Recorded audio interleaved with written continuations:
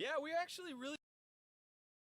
Hello everybody, and welcome to our second democratization stream. The last one turned into a bit of a behemoth, but we're having to just kind of push forward because we have a lot to cover here, and it's just going to take as long as it takes. I'm afraid. I'm actually trying to section these down into smaller bits. So last week I mentioned a 5-part series. It's going to be more. I'm not actually quite sure how many yet because we may have an interlude in between. It's probably going to end up as 7 episodes and a special episode about Keynesianism. So it's kind of gone from 6 to 8. But I think we need to section it up differently to keep it manageable. I totally agree, and as a couple of people pointed out to us over the last week, we probably should chop it down into chunks, going back and sort of just break 20-minute sections or something at some point of the whole thing. But don't expect that to happen anytime soon, because let us get through it first, I think is the answer to that. But yeah, no, you know what? I've had a lot of people saying very good things. So I'm hoping everyone's enjoying this, because I know I've enjoyed doing it so far. The research is great fun. It feels like I'm actually learning shit again. Makes sense. Same. I've had to go through a huge amount of stuff. We already actually have a super chat as well. Thank you there from Coney Current Year. Again, this is a fully monetized video, hopefully. We'll see when it finishes, but they're saying you and Trig have become very based recently, quoting Burnham, Peter Hitchens, and the Mises Institute. When is that Canadian WOP going to get on your level? You'll get there at some point, I'm sure. I mean, I think Dev, last I checked, still believes in the incremental march of history, and I did kind of berate him about that today rather heavily. But I don't know. I think everyone has to come through their process. So there's also a couple of people saying they're getting ads. I've tried to turn off ads at the beginning of all the videos, so I know how annoying those are. But they just keep popping back up on YouTube. YouTube has terrible systems, and I think for a stream it's a bit more unreliable. So bear with me with that. I'm trying to stop a lot of the auto mid-rolls as well and make them usable, because we don't get a lot of revenue from ads. We're mostly user supported. Like I said, you can send super chats. But the best way to do it is through the Streamlabs link, which is pinned in the live chat, and also in the description to get the shilling out of the way. Yeah. But you know what? If work should be remunerated, and adverts, yes, I know they're a bit annoying, but people are welcome to use ad blockers. But those that want to support us by watching ads, please, by all means, watch the ads. I don't care about that. Ads are just how people get money through using the internet. I know that ads really detriment, I think, the viewing numbers at first as well. Yeah. But I think that YouTube just does that. And I think that a lot of the user control stuff on YouTube is just lies. So I'm sorry if you are getting those, but there is.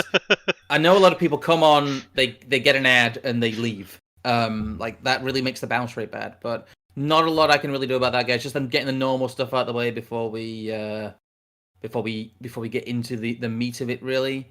Once again, you can follow us on Minds. That's all down below. Good social network stuff. And I still do seal of approval, and occasionally, although I'm not quite sure, going forward with Dumping with Scrump, I know there's some still to be edited. A lot of people ask me about that stuff. But Trig, yes. Is there anything you want to say before we just dive into this? Because holy shit, we kind of didn't realize how much we bit off last week.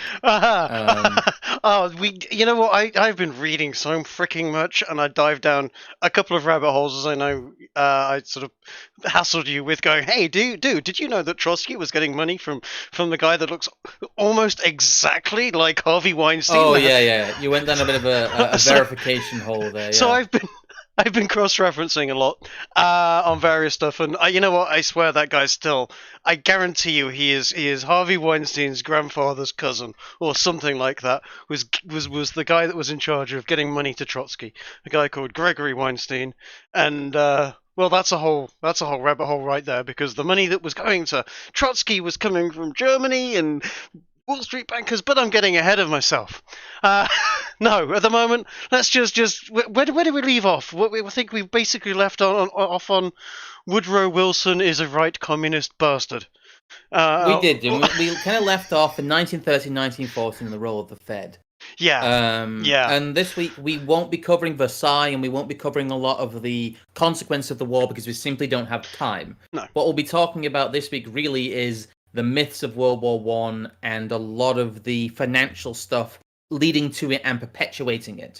That is kind of the thrust of this stream. It's a bit of a shame. I'll tell you what. The one thing because I've got a massive series of old books called the History of the Great War, and literally 14 volumes, and they're really, really old. They're like 100-year-old books each. And started sort of reading through them, and we're not really going to have to use any of them in this series, but at some point I think we might have to go back, and whether I do a review of them or something, because the language in them is beautiful. I've managed to get a few bits and bobs out of them this time round, and the rather based story of how Archduke Ferdinand was actually assassinated, and the fact that he actually knocked a grenade out of the way on the way to being assassinated. Someone threw a bomb at him, and between the actions of his driver who accelerated, seeing it, and the Archduke himself brushing it aside with his forearm, the grenade went astray, exploded, and hurt about 6 people in the crowd and some people in the car next to him. And he gets out of the car afterwards and basically, what was it? Let me see if I can dig up the quote, because it's a great little quote. Here we go. I think I've heard this one. Yes. Yeah, he basically, when the motor car, there we go, yeah, I'll just pop it up. When the motor car conveying the Archduke and consort reached the town hall, His Imperial Highness said to the mayor, "What good are all these speeches? I came to Sarajevo on a visit, and I get bombs thrown at me. This is most outrageous." And sadly, after that is a really low-res 2005 camera phone picture there, Trig. I'm sorry. It's not even a camera phone. That was my phone, my camera on the top of my computer. My phone went dead on it, and it's a really, really badly. It's a book that's literally been typed out. I think it's not. It's before printers. Oh wow! It's a bit like 1960s socialist pamphlet, I'm afraid. Dude, no. Seriously, these books are over 100 years old. These books are absolutely ancient. They are probably worth a penny or two. The paper's gorgeous, but you can tell different letters have got different sort of imperfections on, like the B's and the W's and so on. But yeah, no, it's wonderful language, and I might have to do a bit of a review on those. And if you want to do those with me, or whether we do a spin-off or something, but I want to actually have a play around with these books a little more, because they're a wealth of information on this subject. But we're not really going to get into, unfortunately, because we're doing more of the politics and that side of things. But this is we need to do the background first, really. A lot of people need reminding of we need reminding as well, the actual facts of history. Yes. I think the only correction from last week is we didn't mention that Teddy Roosevelt came into office as vice president and became president because of an assassination. I think that's the only actual thing we got factually wrong. 100 years ago, people were kind of based. They kind of shot their politicians more often than we do now. There's a lot of attempted tree watering going on back there. Yeah. Then again, I'm saying it was based, but man, there was a lot of stuff happened. I mean, this short period we're going to cover, so much fucking stuff happened. I mean, we're only going to cover the bare bones of it, and we're going to have to tell a lot of people that we're going to put the links in below if you haven't already. There's PDFs galore that you need to read. We can't cover them in here, because if we were covering them in here, this stream would be time, I'm afraid. Hours and hours long. But yeah. Yeah, I will also say we do have channel memberships, and I forgot last week, but I remember this week. We do have channel members here, so we actually have four of them this time, guys. So thank you. Oh damn. We have Wig, who's a Venus Bro. We have Cerberane, who's also a Venus Bro. Wind Talker, you all seem to be picking the Venus Bro here, and we have Wes, who was our first member, and he is also. You are all Venus Bros. None of you chose the lowest tier, which is that's quite nice of you guys. Yeah, it's like I said, we have a few ways to support us. And I did forget that last week, so yeah. But anyway, the world of 1914. What does the world look like then at this point? Oh God! Well, the world at this point is certainly Europe is. We've just got through Germany reunification, or unification in actual fact. Germany is now a whole nation. There's been an awful lot of bits and bobs have happened with regards. There we go. Let's get a map up. But essentially, the world is two superpowers in Europe, at least, or maybe three. Let's say, in fact, you know what? Let's say four, because you've got the Austro-Hungarian Empire, which is a big and powerful empire. By all means, quite I hesitate to say the word progressive because it's not the right word, but it is a very civilized empire. France is a very, very powerful military nation at this point in time. Russia is wrecking huge, but that is Russia. And then, of course, you've got the United Kingdom of Great Britain being the most powerful country on the planet at this point. The height of the empire and a nation, an island, small in size, massive in stature, and military force and everything else. You've also got America coming up in the background, not in Europe, but America, massive, maybe not military might. It's still very much a frontier. Still very much the Wild West in many respects, but it is... Well, that's just come to an end, really. Yeah, it's getting really, really powerful. It's got money. It's got a lot of it. It is an industrialized nation, but it's not a military superpower yet. We will see that process, though. Yeah, very much so. And if I remember rightly, Woodrow Wilson was he in power at this particular point in time? Yes, he was. He got in, I think it was 1912, like late November 1912. Yes. So he is in power throughout the war. Mm-hmm. There is actually an election we'll get onto as well later in 1916 in America. They're one of the few belligerents that does have an election because spoiler alert, democracy gets suspended in quite a few places, including the UK. Oh yeah. But there's a few things to keep an eye on here that we will come back to in the stream. In that most of Europe, they're constitutional democracies, but they're not modern. They're constitutional monarchies, but they're not modern democracies. No. They have had some reform. It's still landowners, both in the US and the UK, are the people who can vote. In the US, I think it is explicitly just men. In the UK, it isn't explicitly just men. No. And it is male landowners in Germany as well are the people who are allowed to vote. There is a voting structure. There is a degree of democratization, but we have not reached that point yet where they would be considered modern democracies. But we have seen, both in the UK and in the US, some forms of what would later be considered really welfare reform. Yeah. In the US, it's more that the financial structure has pivoted more towards a state-sponsored model, but in the UK, we have explicitly seen welfare reform and the utterance of the phrase redistribution of wealth. That's what we talked about last stream. Yes. Income tax around the world is generally very low. In the UK, it's about 2 to 5%. In the US, it's about 1 to 5%. Small levels of corporation tax. Corporation tax, I don't think actually exists in the UK yet. It's all under income taxes. And as a proportion of GDP, if you want to get autistic about it, we'll get a graph at the end that shows you this. But tax revenues for basically all the countries around the world are less than 10% of GDP. So the government is taking less than 10% of the money that is generated in the country, throughout the year. And also, at this point, apart from civil wars, which are usually especially bitter, war in Europe between powers is seen as a war between armies, but not a war between civil populations. That is not, we will talk about the concept of total war, but we've not reached the point of there is a concept of total war yet. This is the war that invents that. Oh, very much so. Oh, very, very much so. And this is such a mess because the other side of things is, and I know I'm going to jump ahead of myself again on this one, almost to the point where let's slap the German unification image up. Because this has just happened. Bismarck's just unified Germany. And sort of almost in a response to that, we've had a whole series of treaties that have cracked off all over Europe.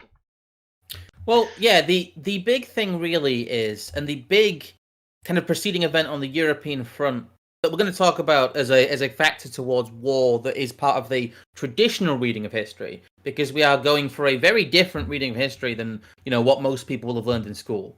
We are going into areas you may not have heard before or you may not have thought of. Although our audience does tend to be pretty based, so they may already be way ahead of us. I'm not sure on that one. But yeah, one of the biggest points of order here is that before this point, before it's the 1870s, before all the events with Otto von Bismarck, Germany is not a unified country. No, very much not. It is a series of Germanic states that are as likely to kick the living snot out of each other as they are to turn on France or anyone else. In fact, they're less likely to turn on France in anything more than a quick border skirmish, because France is post-Napoleonic and actually quite a powerful nation. Certainly a hell of a lot bigger than any of these little states. And, they might not even border with France at that point. The Austro-Hungarian Empire was exactly that as well. That was a whopper of a powerful nation in and of itself. And there's an event here that is portrayed on screen we're seeing here, which is the unification of Germany in 1871. Yeah. But there is something here that you will pay attention to, because there's an event like this that is mirrored in the Second World War. Because do you know where German unification takes place? Oh, God, you know what? If I grab the right book, I will be able to tell you. Go on. It takes place in Versailles. Versailles, of course. In the Versailles Palace. Yes. Because Wilhelm of Prussia has just forced the French capitulation in the Franco-Prussian War. Yeah. Yes. Which is it's an amazing point of history, because as we all know, at the Treaty of Versailles, that's why they did it there. It is a mirror of the train car humiliation we will see in the Second World War. And if memory serves correctly, the Russians had stayed neutral in this whole thing as almost a favour to Germany in the process. Russians were being as friendly as they could to Germany by staying kind of neutral and going, you know what, you guys have, you guys, you do your thing, because this comes up later, because the Germans get very, very upset with the Russians during the whole Archduke Ferdinand thing, and vice versa, and Russians felt very, very hard done to by the fact that they'd gone, look, we showed you friendship, 30, 40 years ago, why are you being like this now? Which is more of the escalation of tensions that happen at the beginning of the First World War. But yeah, this is Bismarck. Bismarck never wanted German unification. No, he didn't, is the funny part. That's the real funny part of all of this. He was just trying to get ahead of the curve. He could see it coming and could see the pressures coming, and was just like, oh God, if this is going to happen, it better be me running it, because otherwise these guys are going to screw it up and it's going to be a nightmare. Poor bugger, because unfortunately, when the Kaiser took over, after the old Kaiser died, he lost control. He lost the control that he wanted to have in the first place. Anyway, yes, he did. This is the one time I will say that this is the problem with. I mean, I am very, very pro monarchy. I'm very, very pro sort of land rights and property rights, etc. You do see at the beginning of the First World War some of the problems that you have both with various forms of government, with the fact that you only need one off personality there, and the whole thing can get really a little bit messy. But that's the whole thing with this is, though, that this is essentially, it's portrayed in the classical telling of history. Is in the standardized, let's say, telling of history as an old world war with new world technology. That is the way that it is passed. And in a sense, it is the same as a lot of these disputes. This is 1870. This is, only 40 years before the First World War. This is as far away from us as the 70s are. This is as far away from us as Vietnam is Uh-huh. to them. Yes. So you begin to see how in recent history this is. And this did not trigger an event like the First World War, even though some, not all, but some of the kind of agents of mechanization were there. You know, they certainly had artillery that was beginning to be capable, and they didn't have the mobilization. Like I said, the Prussian French War is a great example of what the First World War could have been. And I'm going to bring up this point throughout the stream, but there is this idea that the First World War is this unavoidable tragedy, that it is this thing set in motion by outside events that is an immovable event that had to happen as a culmination, and the world had to go through this to get to democracy. But that view of history, again, deterministic view of history, we talk about it in the previous stream, is a lie. And I would like to dedicate a lot of the stream to demolishing the lie of the inevitability. You know, people do talk about the futility of the First World War, but the First World War was done to Europe. It wasn't something that just happened to it. It was actively planned. It was actively carried out, and people actively profited from it. Yeah, I mean, I would say, unfortunately, due to the treaties that happened that were in place, there was a certain degree of, oh shit, he's knocked down a domino, and then nobody took any dominoes out of the line, and it fell into a line.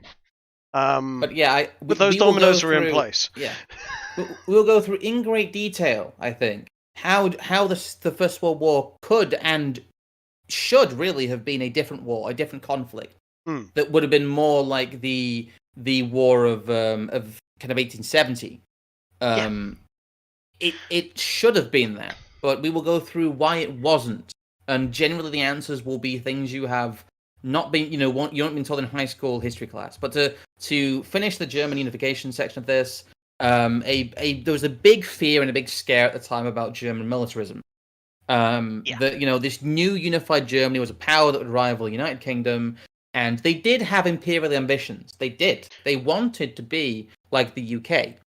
Do you know what? They were a lot like the UK in governmental structure. They were a constitutional monarchy, very similar in terms of the general sort of structure of the society. And yeah, I mean, okay, they don't have a port. They don't have the ability to project force at sea in the same way that England does. But other than that, yeah, they have eyes on becoming an empire of sorts, which, it has been the European way of many European countries to have a crack at that at some point or another. Well, I think the idea of German militarism is laughable in the face of, Britain's it's a superpower, but an illusionary superpower at this stage. It is the empire and the wealth of Britain has already been somewhat hollowed out. Yeah. Partially by the constitutional crisis that the parliamentarians, led by Lloyd George, he's not prime minister yet, but he leads the charge in disempowering the Lords, has created this different version of the UK already that is parliamentary, but it doesn't yet have a lot of other things in place. Oh yeah, the Parliament Acts. He's basically hobbled the Lords at this point, hasn't he? Yes, he has. That's already all gone through. So we have this new, empowered, kind of parliament-led Britain, but it's still very God Save the King. But its power, like I said, is illusionary. Yeah. It is not the superpower it was in the 1850s, in the 1870s, even in the 1890s. Things have shifted around it, and it has not been tested in battle properly for a very long time. But Germany really just wants to be like Britain. They want overseas colonies. They want power. They want wealth. They want, most of all, they are a young nation trying to legitimize itself. They have only existed at this point as a unified country for 40 years. Yeah. So they are looking for something to cement the national spirit with and cement themselves as what they think they should be, which is a European power.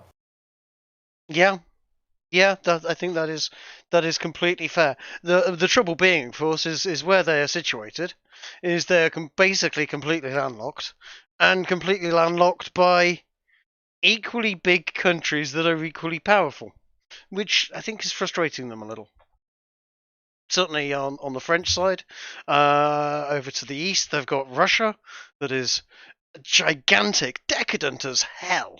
Yeah, and a mess that is kind of waiting to explode for its own reasons, and we can get into that. A fair few Germans, and we know that went over to Russia and caused a bit of a mess over that. And then you've got to the south, you've got the Austro-Hungarian Empire and the Turks. And so Germany is a bit landlocked on that front. So it's difficult for them to. Well, that's why they feel they have to seize territory. In many ways, that's why they're quite militaristic within Europe, because they don't have what the French and the British have, which is a large amount of ports. You're right. That is the one thing really that makes them strike out within the borders of Europe rather than striking out in the rest of the world, because they are partially hobbled by that. Yeah, you are correct. But but again, background building here. We are in 1914, and we have built up. You mentioned them before, but we should briefly go through the treaties. I think now. I think so. Okay, so let's just hold on, bring up the treaties page. Yeah, the treaties, the belligerents, the triple entente, etc.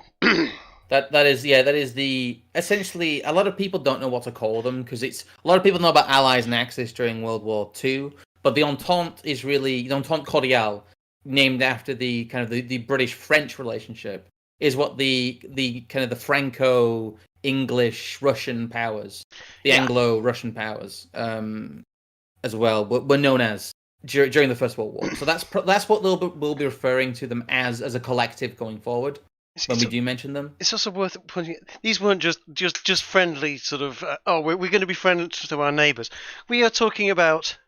There's King George V of England, and the Tsar of Russia were very close relatives. Were they cousins? Uncle? I think it was his uncle. Well, it's also the same relationship with the Kaiser of Germany as well, which is part of the Great Tragedy. Yeah. Yeah. I mean, hold on a second. I've got a picture here. Of the Tsar of Russia. Let's see if I can. Oops, that's a very large picture. Let's get that resized. That's just the big a tad. Boy. Yeah, just a tad. There we go. And again, I do apologise. These are me having to. Oh God, it's gone in sideways as well. Trigger's fine. They look similar though. Is the gist of this? Yeah, this picture here. This is the Tsar of Russia in the uniform of a British admiral, because that was the rank he held. Yes, he was actually a British admiral, and that's the Tsar of Russia. And then let's just find one for George just to prove the point. This better not come in. I don't know why they're coming in sideways. They should not. I think that's the original format of them, unfortunately. No, it shouldn't be. This is maddening. It might just be how you're loading them in, but anyway. Oh God, this is also huge. I'm trying to operate on the fly, and it's not working. God damn it. Sorry, but you could always just get them up in the browser window and switch to the other lower third. There we go. There it is. It's done now. There it is. Again, it's on its side. Don't know why it's on its side. It should be the right way around, but I'm just trying to operate on the fly. But they are the spitting image of each other. And that's because they are very, very close family members. So you're talking about the Kaiser in Germany, I mean, it's a running joke that the Windsors are a bunch of Germans. Well, they are. The Russians, the British. I mean, the only reason the French aren't is because the French have executed all their royals 100 years or so beforehand, by and large. But we're talking about largely a family squabble on some levels, and none of them wanted this. I said before, I was reading through this book, is the amount of telegrams that were going backwards and forwards from various people going, Please don't get involved in this war. I've no intention of getting involved in this war, old chap. But I'll tell you what, we've signed this treaty with France. Yeah, so yeah. As long as you don't mess around with France, we're absolutely fine. You do your thing. But could you try to do it peacefully? And yeah, for some reason nobody pulled the dominoes out of the line that they had managed to get themselves into, and some people somewhere decided that this was, a domino line worth knocking over. And So yeah, we've also got the Central Powers, which have actually a less complex relationship, really. Although yes. I think Italy felt a bit press ganged into this relationship. If you do some reading around it, Italy. It turns out Italy wanted to keep that part of the that Triple Alliance secret, and the Germans were talking about it and announced the alliance, and then sort of said, "Oh, I'm terribly sorry, Italy." And the head of Italy sort of basically went, "Oh, I'm prepared to give you a papal pardon on this, no problem at all. It's absolutely fine, old chap." But yeah, by and large, they wanted to be quietly in alliance with Germany and Austria, they did, yes. rather than openly, because the moment obviously this Austria ends up at odds with Serbia. Serbia's allied with Russia. Russia's allied with France. And Germany and Italy are allied with Austria, and then the Archduke gets bumped off, and everything starts getting very shirty. And because France is wedged between Germany and Italy, oh god. Meanwhile, Britain's there with a, if you don't attack France, we won't attack you kind of deal. And similar with Russia. Mess. Bloody big mess waiting to happen. And this is why people say it was bound to happen. Is there was a long line of dominoes waiting to be knocked over. A conflict of some kind was going to happen with this arrangement. Yes, but the idea that it was the First World War, I think, is a misplaced one.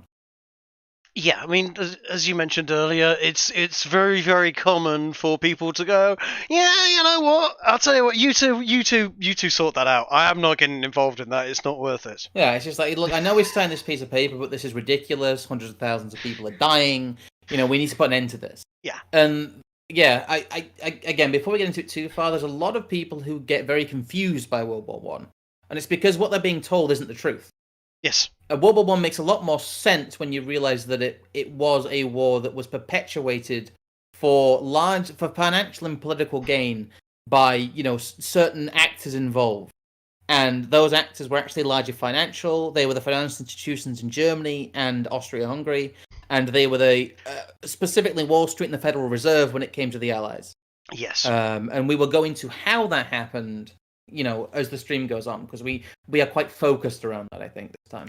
Yeah, because we are at the end of the day, this is Democratisation series.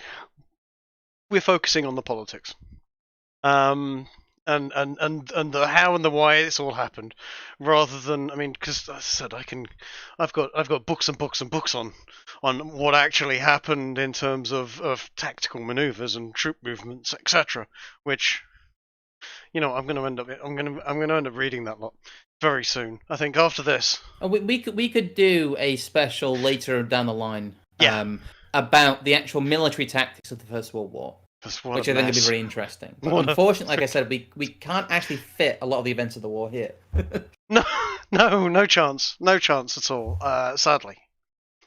But we've got these alliances are. It's a powder keg.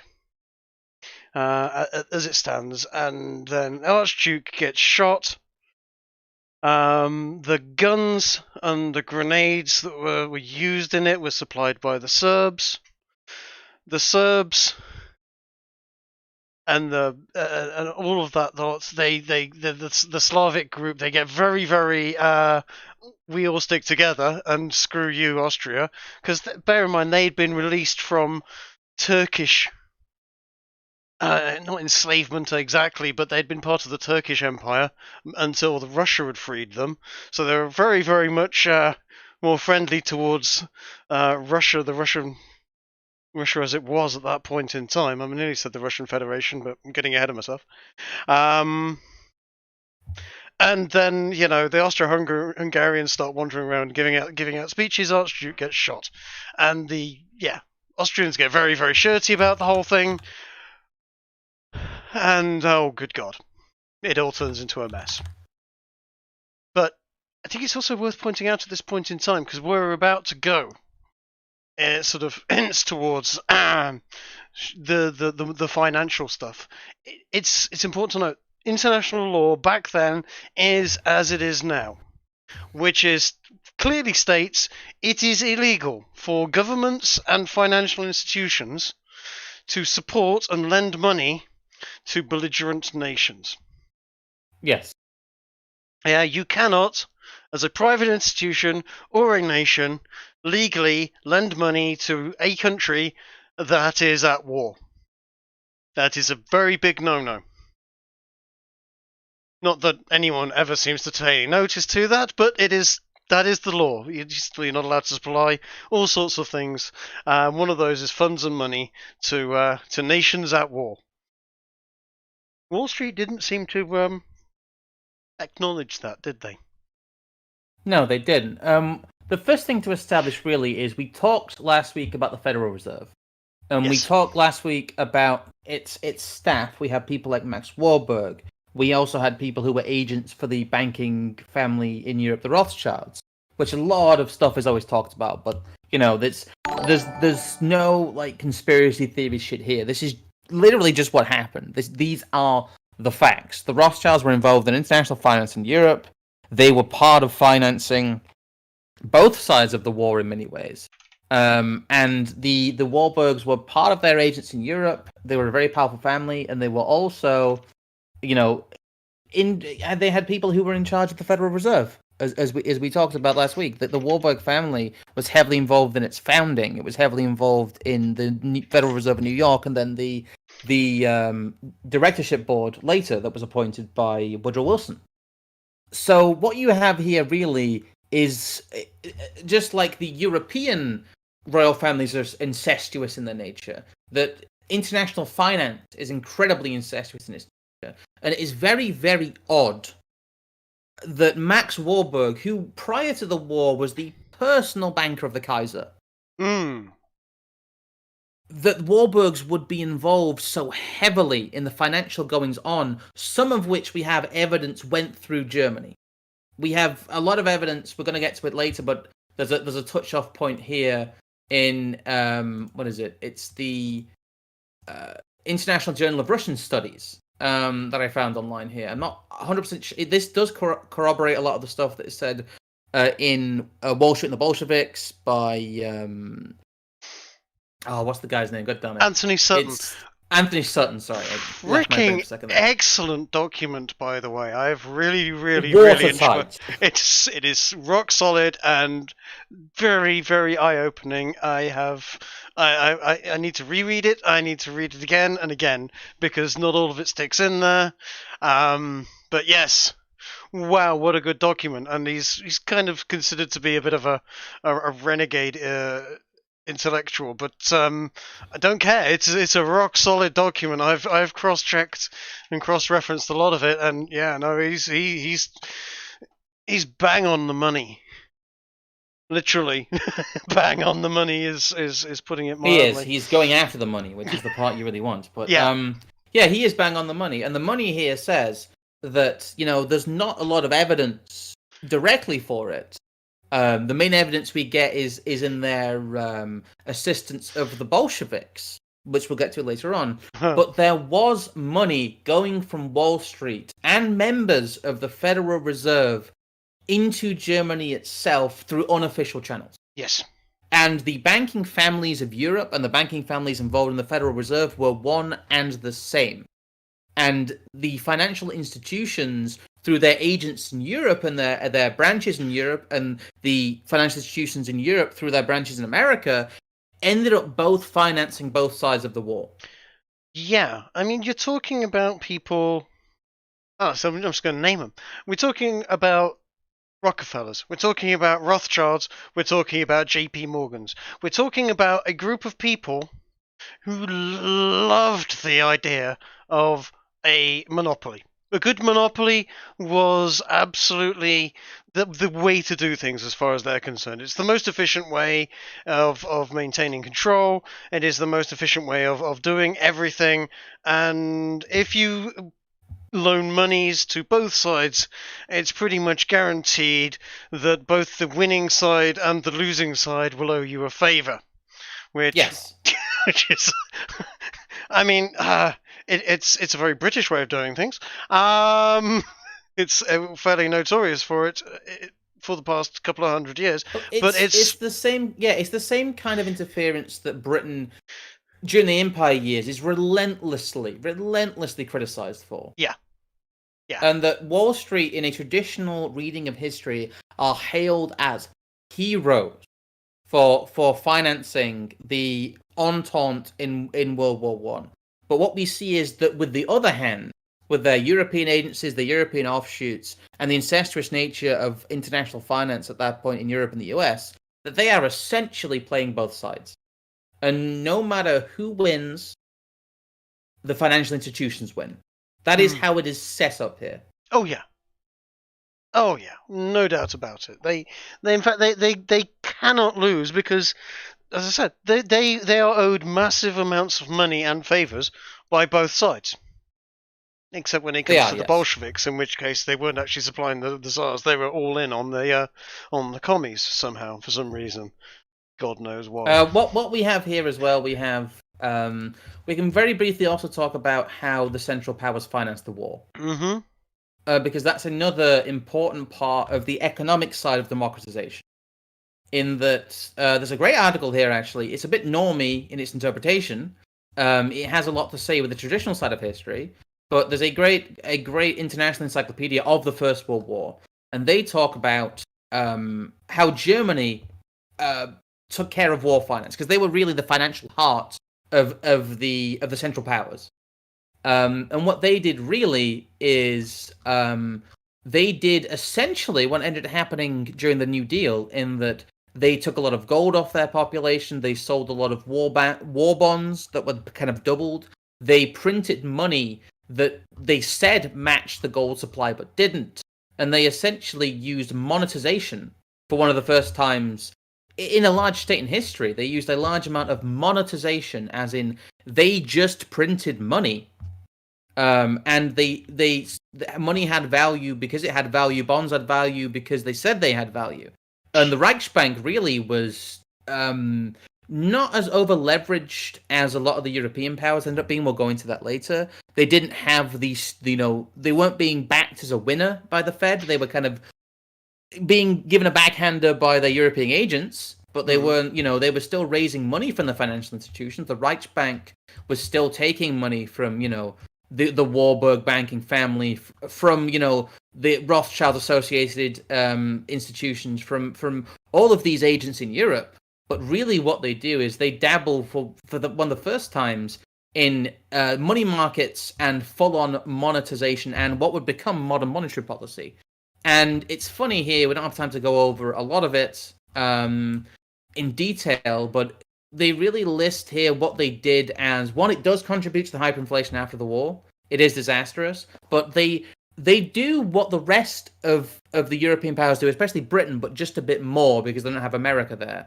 And the monetization that they do during the war, which is now standard practice and became standard practice in the Second World War, really, and especially in the 1970s, with the abandonment of the gold standard, is framed here as disastrous and irresponsible. So hold on, because at that period, which one are we on at the moment? Is this how the Fed helped pay for World War One?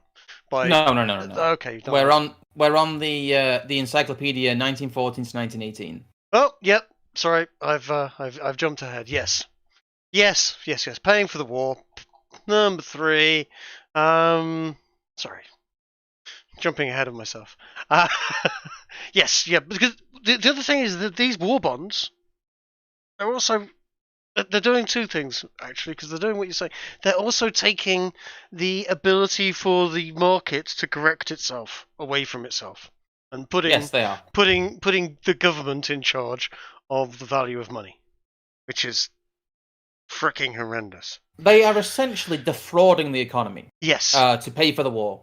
In many ways, but it's interesting seeing monetization and modern monetary policy be put in the context that it was in 1914 to 1918. It was seen as disastrous and irresponsible. But when you get to the 1970s, it's seen as business as usual.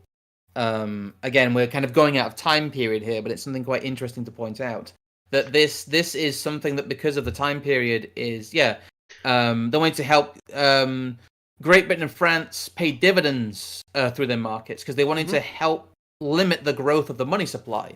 But what happened in Germany is that they couldn't do that, and so the money supply becomes, almost infinite, and they're trying to hide it, which is what's happening now, essentially. That, this is they would have called this quantitative easing.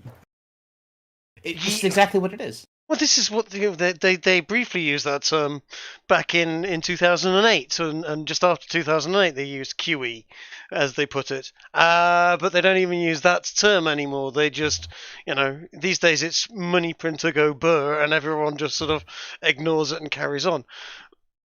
It's worth pointing out that this is the sort of behaviour that caused the crash in Germany after the First World War, that caused all the hyperinflation and all the problems there.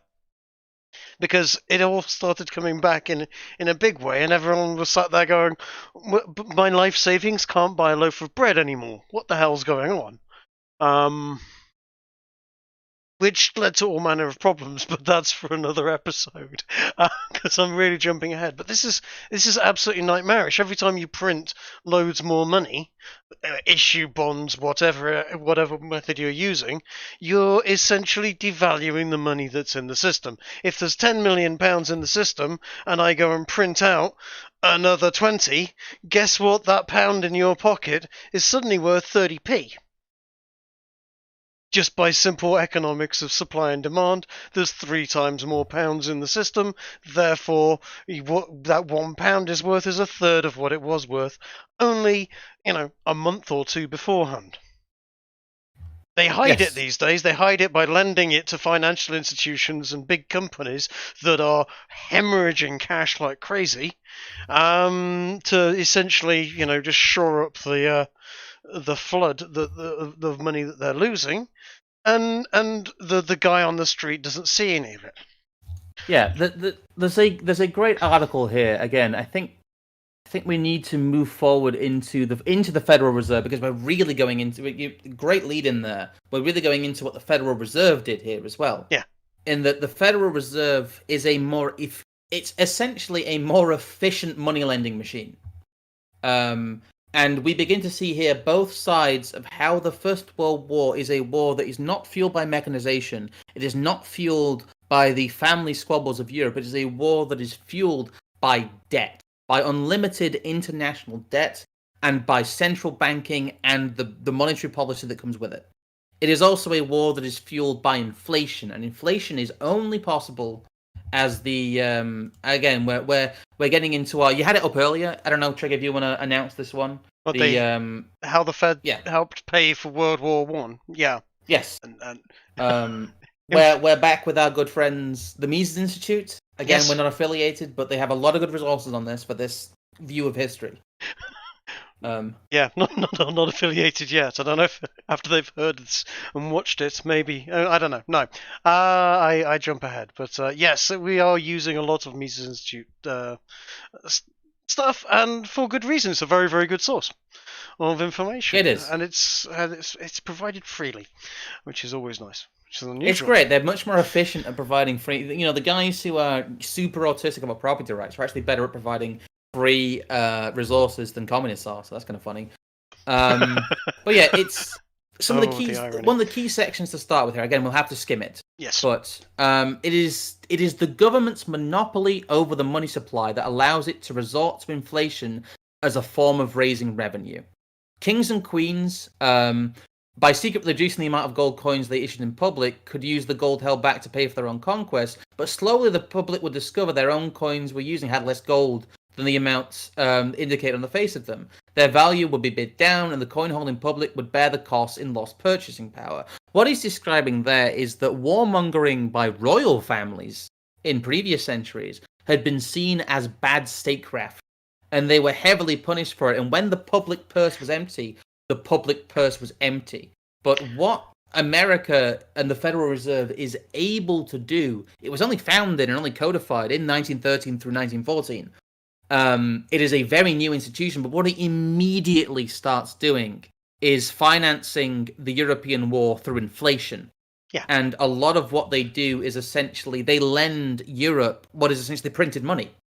They do it twice, and they pay for their own war efforts and gearing up for war through the hidden inflation of the of the institution of a central bank. It is again a monopoly, but it is something that we don't question in the modern world is central banking, and especially in a situation like the Federal Reserve, where they're not only the holder of the gold and the lender of last resort, but they control fully not only the money supply, but they also issue bonds. And that's where, Trig, you have a bit of a rant about war bonds, like you said. Well, yeah, I mean, as I've always said that, also without wanting to sound too much like Hopper, where you have a royal family, you have ownership of the land, you have people who are held directly responsible for essentially their bank account and their spending.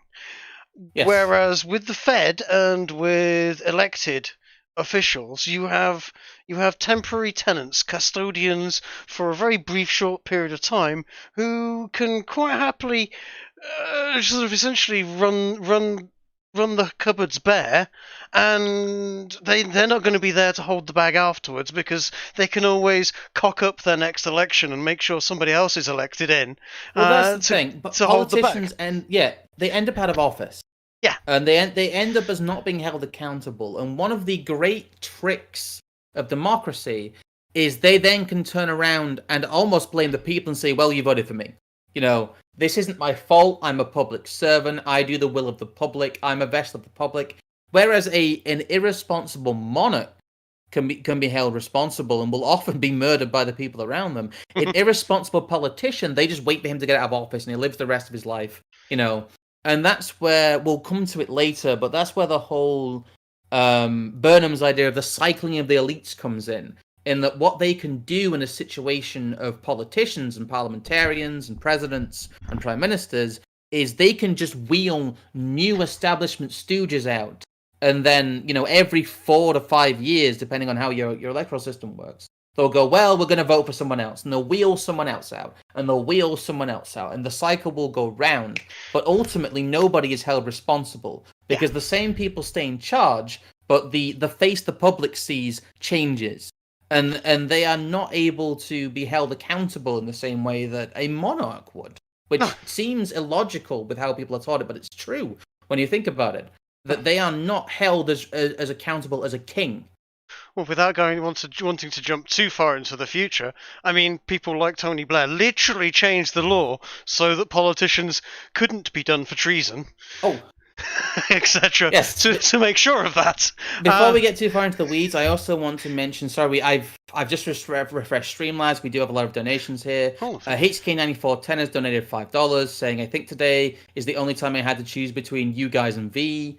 We are streaming opposite people. Then don't worry, a lot of these are just, we're going to chop these up into episodes in case you haven't noticed. Yeah. And make them a bit more digestible. This is really just here for archive. So thank you guys for catching this live. But we will be utilising this in other ways, and I realise that the live figures will fluctuate depending on who we view against. And I've also been told that a lot of people weren't notified about this video. So numbers may be low because of that as well. But again, we'll try and make sure people are able to catch after with the VOD, and we will be chopping these up into smaller, digestible episodes if we want to show this series to people. So we will be doing that. $3 here from the Whig Party, saying, I do declare you rapscallions are conspiring to place blame of failure upon us for everything that has befallen these United States. For such preposterous presumptions, thou deservest much needed censure. It's not, the Whigs were nice, but they espoused some terrible ideas about the march of history and incrementalism, and all of that, as I've demonstrated, is, I don't know, I've got a rant that I went on earlier because somebody set me off, Dev. But there's a whole thing about how that worldview is poisonous, and I may include that next episode because we're going to really get into very strongly the consequences of World War One, because that needs to be a separate stream. We had the Canadian Heston.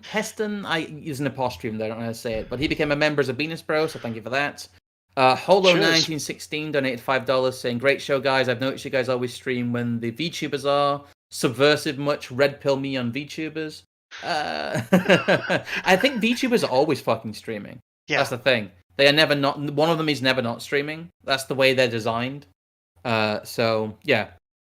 Another donation here from HK9410, another $5. Thank you for that. I'll catch the rest of the stream later. I've got a flight to catch in about 10 minutes. Wow. Okay. Well, good luck with that with the restrictions.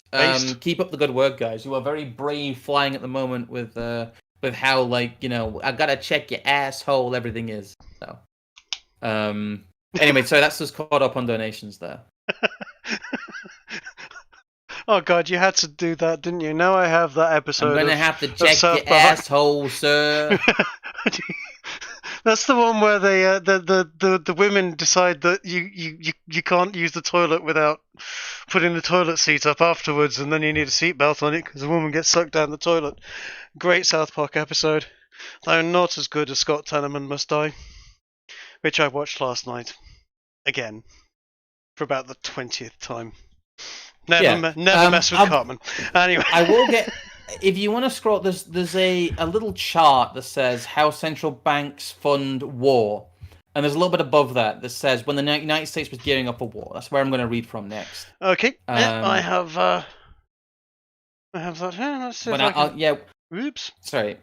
We can really get into some of the war bond stuff here then. Because this is important. It's important you understand how this became essentially the gasoline on the kind of smouldering embers that was the kind of 1914 essentially small false war situation before the German mobilization. Yeah. It says here again we're reading from how the Fed helped pay for World War I by John Paul Koenig on the Mises Institute. So yeah. With the United States gearing up for war, President Woodrow Wilson announced in April 1917 the first war bonds issued, or Liberty Bond drive. To help prop up the war bond market, another change was made to the Federal Reserve Act to further pry open the Fed's balance sheet to the acceptance of government debt. Section 13.8 loans were now permitted to serve, along with real bills and gold, as eligible banking assets for Federal Reserve notes. So this really is where the Federal Reserve starts to get a lot of its power. They no longer have to. Sorry, I'll just keep reading. Actually, that's covered here. Thus, the 60% real banking requirement could be satisfied with not only real bills but also non-real government debt. So IOUs from foreign governments. The Fed now faced no constraints in bringing government debt into its balance sheet to expand the note issue. So they're able to use it as a basis for inflation. The ability to lend on the security of government debt was further strengthened by the Fed's adoption of a preferential discount rate on all Liberty bonds secured by on all loans secured by Liberty bonds. This was set a full 3% below the regular discount rate. So they are again, this war debt is given preferential treatment. According to P. H. Fisher, member banks could make a profit on the spread by buying Liberty bonds at government debt auctions and funding these purchases by submitting the bonds to the Fed as collateral for loans at the preferred rate. So basically what they're doing here is negative interest rate lending. Yes. In a sense. And the immediate effect of these changes was a massive increase in the Fed's balance sheet, driven almost entirely by Fed loans to member banks secured by government debt. So they're not only accruing this debt, they are lending on it. This is the best. This is best observed in the chart above. It's a bit of a MS Paint chart, but you begin to see that it becomes like a moving cycle. It becomes an engine within itself that they would buy them and sell them back to the central bank. They would essentially doubling the government debt by lending on it. Mm-hmm. The discounts among the Federal Reserve quickly expanded in 1917. By 1919, discounts collateralized by government debt had grown to almost 100% of all discounts made. Mm-hmm. Collateral submitted prior to the changes had been primarily private debt. The modifications freed up the Fed's collateral requirements and now allowed the Fed's balance sheet to act as a very effective sink for the accumulation of war debt. And here's the crucial part. No longer need the Treasury to depend on the wherewithal of private individuals and banks to bring government debt into their own balance sheets. As we mentioned last time, the Federal Reserve was originally hobbled by having to issue bonds to private individuals. they now had the central bank's balance sheet to count on. So they now have essentially gone from a Federal Reserve Bank that has to rely on third parties to really being able to shift stuff onto their own balance sheet. They are now able to take on debt and lend on debt, and they are not required to count on a third party to do this. That is really the start of the Federal Reserve as, monetary policy, money printer, and kind of money lender in chief, without any checks for any kind of real world need for any of this. They are able to print money, create bonds, create liquidity, create debts, and take on debts without any private institutions really requiring that. They begin to unmoor themselves from the reality of the market through this. Yes, they are basically unauditable as well at this point. It is yes, impossible. They are literally creating money from thin air, creating debt by lending that money, and then charging interest on that debt to make even more money when none of it actually exists in the first place. It is. It's IOUs. It's IOUs from Britain, from France, and again, some of the financial institutions start doing this in Europe. So what they'll do is they'll take on German debt bonds and they'll lend on the bonds, all whilst the value of the Deutschmark is essentially fictitious and they don't have as much gold as they say they had. Basically, what the First World War does is it gives financial institutions an excuse to remove the sanity of the money supply. And that is the only way that this war is paid for, the only way this war is perpetuated, and the only way that this unimaginable slaughter can take place is because of these policies and because of the aggression of these policies with the Federal Reserve. The natural outcome of the First World War as a European conflict would have been a Germanic gain of territory at the expense of France. If they had signed a treaty quickly, if it hadn't escalated, that would have been the reality. Yes. And again, we'll go into some of that later, but whether or not that is an acceptable situation is debatable, but whether or not avoiding that was worth millions of lives, I think, is not a value calculation many people would be willing to put their name to. Oh, the knock-on effects of those millions of lives it created the need to rebuild. It created the Second World War. It created the need to rebuild after the Second World War. It created oh my God, we don't have enough men in Europe and Britain, which required the need for bringing in immigrant workforces in the 50s, 60s, 70s, 80s, 90s, which has created a whole raft of other problems. This is literally the beginning of the end of the civilization within Europe. And boy, am I going to get clobbered for saying that, but this is the First World War put Europe into its death throes almost. We've not seen, it's not died yet, but boy has it been in an absolute fucking state ever since. The end of the First World War almost necessitated the Second World War, just because of the mess it was left in. And as you said, if England had stayed out of the First World War, which it did not need to get involved in, it could have just gone, you know what, fuck France. Let's face it, we've said that enough times in our past. One more time, and we could have saved millions. And if America had stopped fucking around in business that really it didn't have any business being in, i.e. lending money illegally to both sides, and then gallivanting in at the end and forcing what was essentially largely a bad treaty at the end as well, and all the stuff that was going off in Russia at the same time.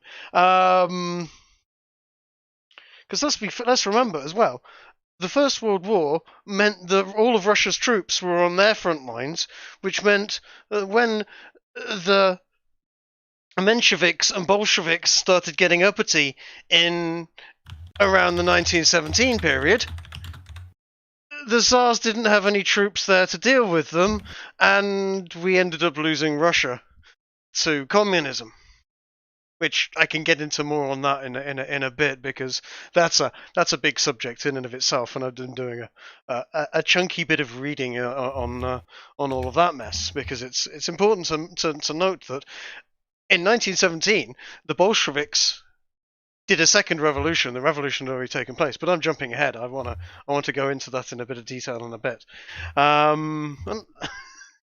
In fact, Yeah, we are gonna talk about that. But, yeah. Okay. I think we have effectively established some of the role of the Federal Reserve here.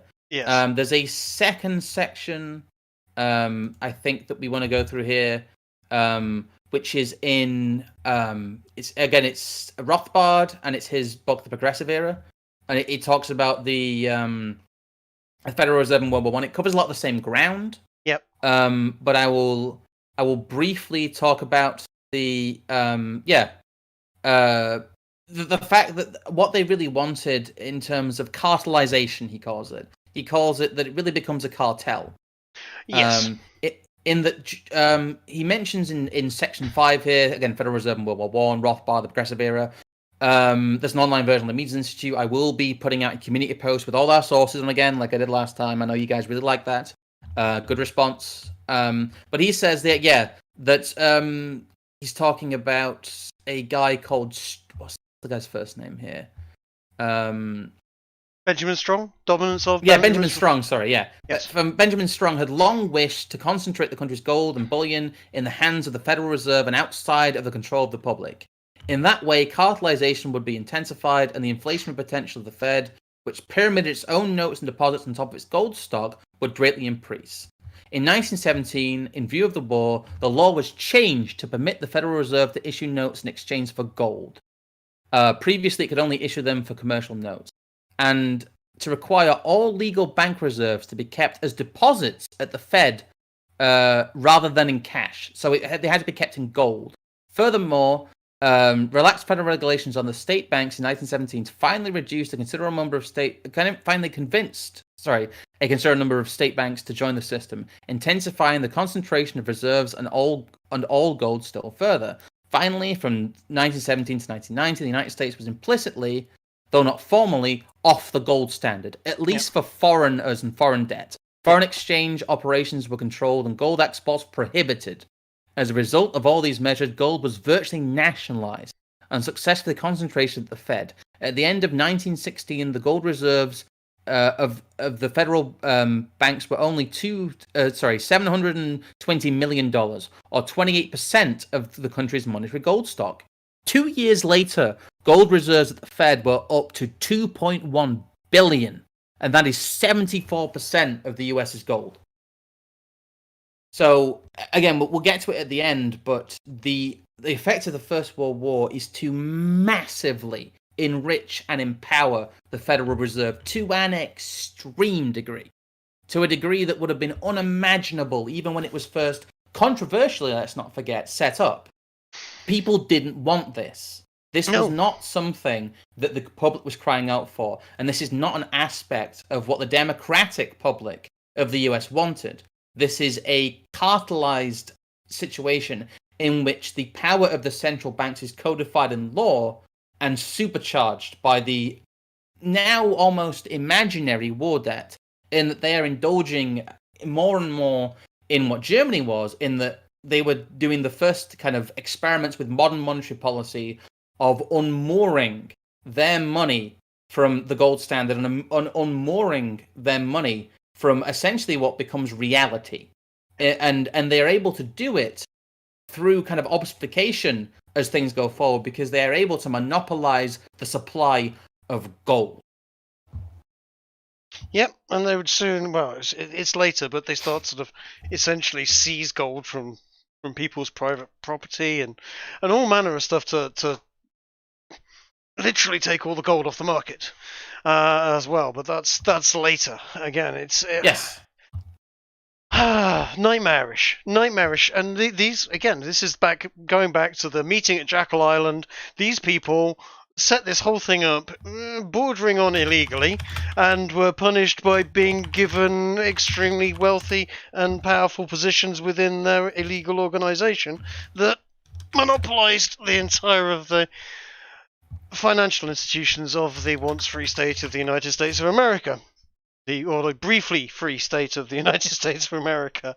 Because what we can see here really is the fact that the war itself is not driven by the desires of the European powers solely to kill each other. No. As is posited by a lot of the versions of history. Far from it. And the situation that the war finds itself in and becomes that you cannot have mechanized war without this type of monetization. It is impossible. Mechanized war is incredibly expensive, and again, we will see the effect of on debtor nations as we go forward through this stream, because we'll talk about the UK and the effects thereof after. But you see the effect in the US. Sorry, go on. Sorry. So detonations or detonations? Detonations. Sorry. Yes, because war has both. Yeah, war has detonations are caused by detonations. Yes, there we go. Indeed. And it's a case of, from the US perspective, this is not only a disaster for Europe, but for the US, who is supposed to be benefiting from all of this. All that's happening is that the banks that people hate, they hate them at this stage, they hate them going forward. People have always hated the big banks because they are sleazeballs. Yes. And because they are trying to literally buy political power. But they are codified in law as an institution of the state, and they are massively empowered by fueling this war. They, like I will repeat it again, they are the fuel for World War One. You do not have World War One without the Federal Reserve and without the financial institutions that kind of satellite round them, really, in Europe, because they are the same people, the same families, the same institutions, and they are practicing the same tactics. One is emulating the other. And, they may not be the Federal Reserve directly, but they are agents of each other, as we talked about last episode. That you get the families in Europe that have members on the board of the Federal Reserve in America. John Pierpont Morgan. Sorry, go on. John Pierpont Morgan, and I say it again. Yes. J.P. fucking Morgan, all over the place. J.P. Morgan, Rothschild, J.P. Morgan, Rockefeller, and associates.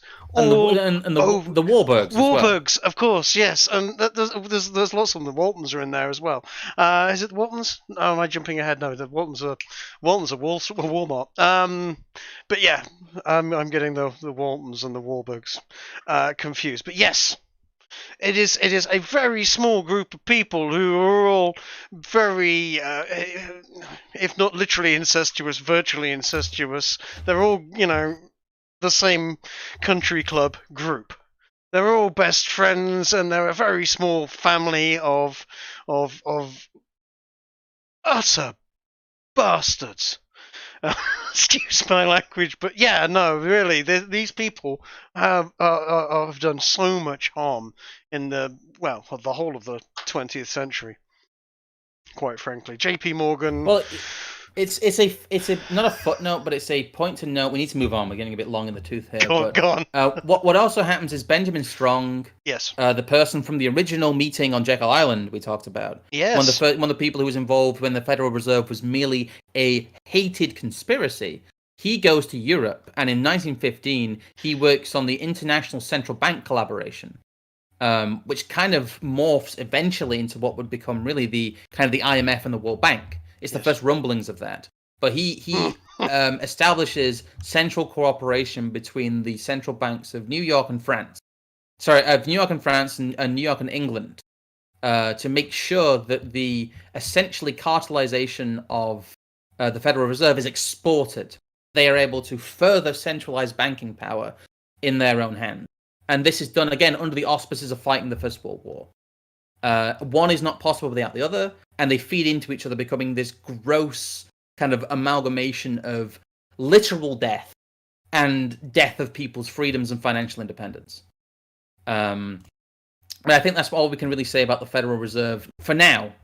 In World War One, we need to get on to really some of the UK stuff here. And the suspension of democracy that was happening, and all of the other stuff.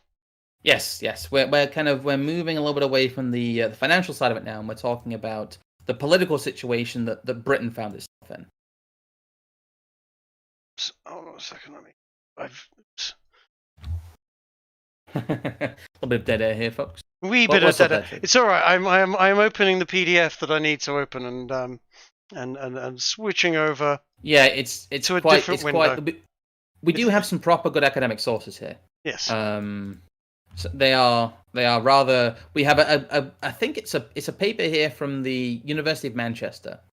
It's a Yes. rather good paper, I will say. Who's it by there, Trig? If you want to, I've got fill a little bit of dead air. by here. Andrew G. Bone, MA, and it is Beyond Yes. the Rule of Law: Aspects of the Defence of the Realm Acts and Regulations, 1914 to 1980. And I need to get to, I think it's page, is it 284 on this? So I just want to read the conclusions he reaches here because we don't have enough time to cover the rest of it. well, While you're doing that, what I can do is it's 280 odd pages. it's a big thesis. But what happens is essentially is the Defence of the Realm Act is passed in two parts in 1914 and a single part in 1915. In 1916, in the UK, we see conscription happen for the first time in UK history. Yeah. There had been press ganging before, but that was illegal. There'd been some dabbling with it by essentially what were mercenaries. But actual conscription of soldiers had never happened in Britain before. A misconception. A lot of yeah. people think we were press ganging and all of this stuff was legal, and that it was a case of, oh, the king needs you, and that's it, you were conscripted. No, never happened. Never happened. Certainly not since the Magna Carta. And before then, it's dubious as to whether it was even happening. England has a very, very long history of being actually remarkably fair on these things. Now, hold on a second. There we are. We've got the conclusions here now. And that's page 274. Am I shooting ahead too much, though? By November 1914, the Dora. Yes. Is this right? Yeah, I don't think you are now. Yeah. No. Okay. What happened is during during the start of the First World War, you had Asquith in power. Yes. He was not someone who was particularly forceful. Let's say. No. He was described. We didn't have time to cover him in detail last time, but Asquith was described as the Prime Minister at leisure. Which is a polite way of saying he was a lazy bastard who let his ministers do other work. He said, because of his quote unquote faculty for working quickly, he had considerable time for leisure and reading. He's not a wartime prime minister. And what this leads to in 1916 is basically the collapse of the Liberal government. There is supposed to be an election. The election is suspended, and effectively democracy is suspended. Because what happens is they end up with a wartime council, and then kind of 1916 onwards, they end up with a full kind of wartime coalition government. And what is described... Sorry, I keep forgetting the guy's name who wrote this. What is described in this thesis is the fact that the British government had become... what he labels generously as a constitutional dictatorship. According to the political scientist Clinton Rossiter, during the First World War, and the system of rule was characterized by the military's enhanced role in civilian affairs, by the delegation of legislative power to executive authorities. What Dora has a lot of aspects to it. It was the first time in the UK that opium and cocaine had become illegal. The possession of which, without a doctor's note, became a criminal offence. And that's one of the there's many laws here that stay either completely continuous or are revived in some fashion post-war. But the Defence of the Realm Act also, rather controversially, it was removed pretty quickly, but contravening it meant that you would not be tried in a civilian court, you would be tried in a military court, which usually meant the death penalty. Like I said, by firing squad. Yes. They did not mess about either, with this stuff. You did not want to go in front, even as a civilian, you could end up in front of a firing squad from the military because of the Defence of the Realm Act. It's a bit of a shock for a lot of people, that was. not Yes, it something to be was. messed around with. And Yeah. yeah, He goes on to say that the methods of constitutional dictatorship are similar to those of outright dictatorships, but the former is a mere temporary expedient and must lapse with the emergency when the future of liberal democratic rule has been secured. Which I disagree with, really. Rossiter's study was published in the aftermath of the Second World War, and just as the Cold War was heating up. And he accepted that in a time of crisis, a democratic constitutional government must temporarily alter to whatever degree is necessary to overcome the peril and restore normal conditions. Yet serious questions are raised by such unequivocal justifications for the resort of democratic governments to emergency method during these times of crisis. Who is to determine the gravity of peril? To what extent must existing constitutional norms be altered? How is the necessary for particular measure to be decided? Will such powers automatically disappear when the crisis ends? After August 4th, 1914, these questions began to gnaw at many supporters of the British war effort, as that was widely seen as part of an international struggle of freedom against militarism. Again, we see that false dichotomy there.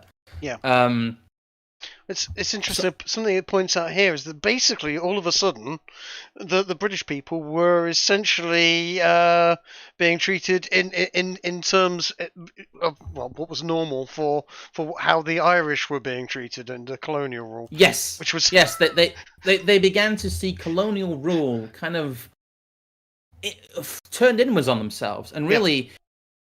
I'll get to the end of this before I talk about it fully. We got another £5 donation with no message from Griffin76. Thank you for that. Thank you. Yeah. And the views have been pretty consistent and picking up during the stream, so thank you for that. I know this is quite dense material. But he goes on to say, that they felt the moral authority of the fight against militarism was being sapped by the consolidated of homegrown, quote, Prussianism. Other liberal voices were, however, resolved that the coordinated state direction of the war effort was essential for Britain if it was to prevail over a thoroughly militarized German state. So basically what they're arguing is we must become a dictatorship to overcome what we see as a military dictatorship. Yeah. It becomes self-defeating. And they thought that they were shortening the war by doing that. And begrudgingly what happens at the end of this is that things are returned to normal, not in 1918, but in 1920. Dora stays on the books for 2 extra years. Yes. And I will stress to you that the Defence of the Realm Act does turn Britain into a dictatorship. That is not debatable. It allows the government to appropriate whatever land it wants. It allows the government to station troops on people's private land, which the American Constitution, one of the first articles of which I think it's like the Fourth Amendment, does not allow the government explicitly to station troops on people's land. It allows for the complete structuring of the economy to a wartime footing. It completely removes, private profits above a pre-war level. It creates a system in which the government controls all manufacturing, all the food supply. They control the censorship of the press. They are able to shut down press outlets they don't like. It turns Britain, into a dictatorship. It even goes as far as to have something to say about, it becomes a criminal offense in the army to contract a venereal disease, for example. They really start to look into the bed. Yeah, it becomes absurd. But this is all justified. I mean, I can tell you under the auspices. Sorry, under the auspices of Dora. This actually reminds me of something that's a little close to home, in that I know of, as you know, I'm a big fan of motor racing, and I know of at least one racing track where during this time the land was seized by what would now be considered the Ministry of Defence, and the land was totally used for storing of huge amounts of bits of war machinery during the war, as a rallying point, and was finally, actually, it wasn't until into the 1950s, it was finally handed back to the owners, or the now sons of the original owners, and that land was so soaked with motor oil and littered with bits of metal and other crap, that the only thing he could do was put a motor racing course there, which is fortunately, because that's what it was there for in the first place. It was impossible. It was useless for farming, even though it was a huge piece of land. It was absolutely ruined the land. The stately home that was on there had been supplied to the government as a stately home, chandeliers, big, sort of big bits of tables and works of art in there. All of that was stripped out. And when it was handed back, it was a stripped building, so the government had stolen works of art and gold and various other stuff prior to handing it back to the owners. What they did to landowners was, quite disgraceful. Then they did the same thing during the Second World War. This particular place, I know it was taken off them for, somewhere between 1914 and was handed back in the 1950s. And as I said, in terrible, terrible state, totally destroyed of most of its value. But this is, and I say, this is what happens every time a democracy goes to war, though. Yeah. That democracy is a useful and beautiful style of government until it has to do something. Then it is suspended. Until something, has to be done immediately, it's suspended. It's suspended with no regard for people's property, the people in it. Even no matter how wealthy you may think those people are, they are divested of that, and it begrudgingly is given back at the end of it. It is a total change around from everything that has ever been before. Not to get too technical, but DORA was an act that was open-ended. It allowed for the creation of individual doors, as they were called, that were what is generously referred to as secondary legislation, which means rule by decree. Secondary legislation is very commonplace in the UK now, but it was a lot rarer back then. Yes. It was quite rare for acts of parliament to generate other pieces of law that were not then ratified by the Commons, or were not results of precedent in law. That's how British law works. It's primary legislation, smaller amounts, hopefully, of secondary legislation, and a legal precedent by the courts. We are kind of it was what they refer to as the living constitution, which is bullshit. But what really happens here again is that you see that all of this, the suspension of democracy, is predicated on the persecution of the war and the absolute good that would cause. But if you move outside of the propaganda of the war, if you move outside of the fact that Britain needed to go to war or else the world would literally end, and Britain would not be free, it was an existential threat to Britain. This was not an existential threat to Britain. In the First World War, we'll get to when we talk about Hitchens, and we talk about some of the modern resurgence of why did this happen, when we talk about the myths of World War One. That if you move outside of the traditional view of history, and I said that a lot of that is informed, again, by the propaganda at the time. It's amazing how propagandized people are about the First World War. Oh, yeah. But if you move outside of that, you start to realize that this was just a wholesale seize of power, for 4 years, Britain was a dictatorship. Yeah, without a doubt. Without a doubt. There was Lloyd George. It was Lloyd George at the time, I think it was, and yeah, he had total control of him and the War Council. Him and the War Council. We'll talk about Lloyd George and the War Council in a little bit, because there's a whole other, not half, because we have about half an hour of the stream. Well, maybe an hour, but we have about an hour of the stream left to go. And we will be talking a whole section. Everyone's waiting for the Soviets, or what will eventually become the Soviets. Everyone's waiting for the Russian Revolution here.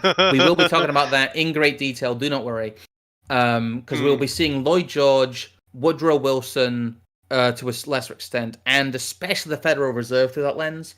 But before we get to that, I want to say that what we see here really is the cracks emerging in the facade of democratization. Yes. That ostensibly, what Lloyd George, Winston Churchill, under the direction of people like Asquith did, in enhancing the power of the state and parliament and reducing the traditional role of the monarch and the lords, what they did was they placed themselves in almost absolute control. And immediately what they do with that is send millions of people to their death. Yeah. Whether you agree with the justification of the First World War or not, that is the result of these new parliamentarians. That is what they do. And they do that while suspending the democracy that they use to justify the people's budget. They use democracy as a cudgel to achieve their agenda, and then they suspend it. And they suspend it by arresting anti-war people. They get rid of anyone who speaks out against the war. This is not a democracy, and you cannot have the free exchange of ideas, and you cannot have people voting, under normal conditions, even after the war, with the state acting in this way. It is a repudiation, really, of democracy. That when the chips are down, this is what democracies always do. They always default to totalitarian states.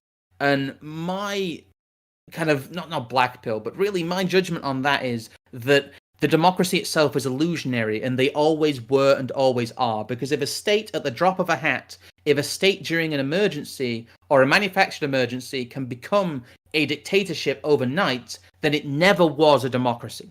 Yeah.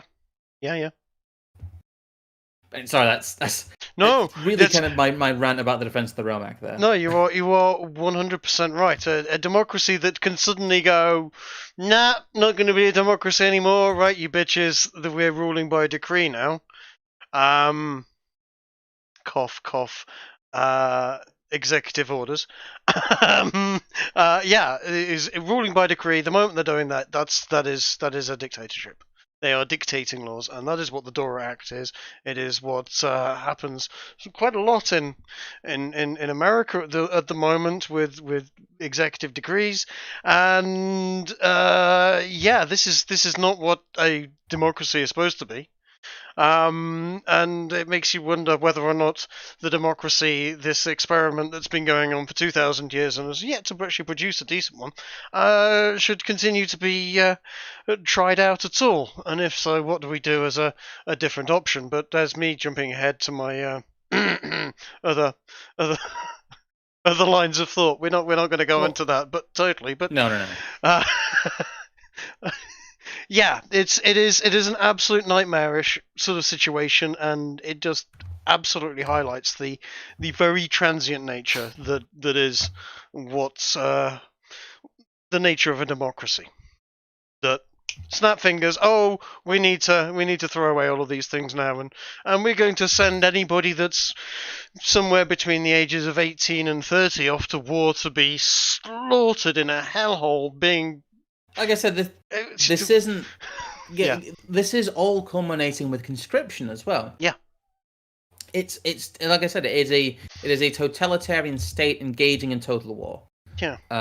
Again, we'll talk about the concept. Shit, we've not even got there yet. I noticed the politicians don't go off and fight the wars. The politicians' sons don't go off and fight the wars. They're all nice and safe at home. You're in danger of breaking into System of a Down's BYOB there.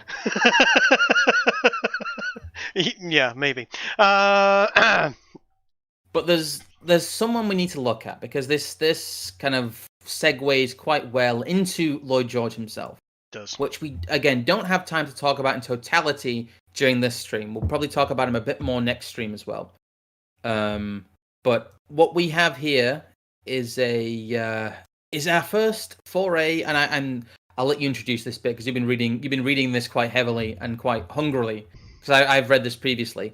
Is our first foray into Anthony Sutton's Wall Street and the Bolshevik Revolution, which actually has some very interesting tangential stuff about Britain's war cabinet and Lloyd George specifically. If you want to intro this part a bit more specifically there, Trig, because I'm kind of waffling here. Yeah, no problem. Let me just do this. The credit it's I need to put up the main front page of it, because Anthony Sutton has written a fantastic document here. In fact, that's a little. So give the full cover. Wall Street. This Wall Street and the Bolshevik Revolution is eye-opening. It doesn't even do it credit, and certainly I have been going through this and fact-checking, cross-checking, and then diving into genealogies a lot in this, because oh boy, does it get spicy at points. And as I said, I was very, very nearly gonna point my finger straight at Harvey Weinstein and go, look, these beasts have been scumbags for 100 years, and they're still scumbags. But it's not actually directly his family line, but they look very, very similar. But that's again the Gregory Weinstein, the funder. What was his exact title? Got it right here. Here we go. Gregory Weinstein was Secretary Martins and General Office Manager of the Russian Soviet Bureau in New York, and he was funneling money to Trotsky. Believe it or not, from Germany to Trotsky, because there's for some reason the Kaiser thought that funding the Russian Revolution that was taking place via Trotsky and Lenin and all of that lot. We'll talk about the actual Wall Street aspect of it in a little bit. But yes, this is an absolutely fantastic document, and everyone that is interested in this, if you're going to read one of the PDFs that we're going to recommend, this is the one. This is wild. This should completely red pill you, black pill you, and you can get down at copies of this book as well if you want. Yes, we're using PDFs because it's the only way we can show them on stream. But like, if you do have the funds, do support the author, do support this kind of literature. Yes. I understand a lot of people don't have funds to get an old history library, or kind of not old history. You know what I mean? An alternate view of history library. But no, read this, and if this doesn't red pill you into the absolute mess that has happened, you'll be down the docks with me organising the next putsch at this rate. I'm going to say it's a great window into the British cabinet. It's a great window into the people who said that this was not the thin end of a socialist wedge, that they were, going to do these liberal, quote-unquote, reforms and no further, and that these were the people who were ostensibly asking people to die for their country whilst allied with Russia. Let's not forget that Britain was ostensibly Russia's ally during this. Oh, and not just ally. Yeah. They were literally, the royal family were cousins, uncles, and nephews. We were about as close as you can be. Russia and England were really, really good buddies. Meanwhile, the government of England had other ideas. Let's read the quote there, Trig, the top quote. Okay, right. Which one? Where are we? The top quote.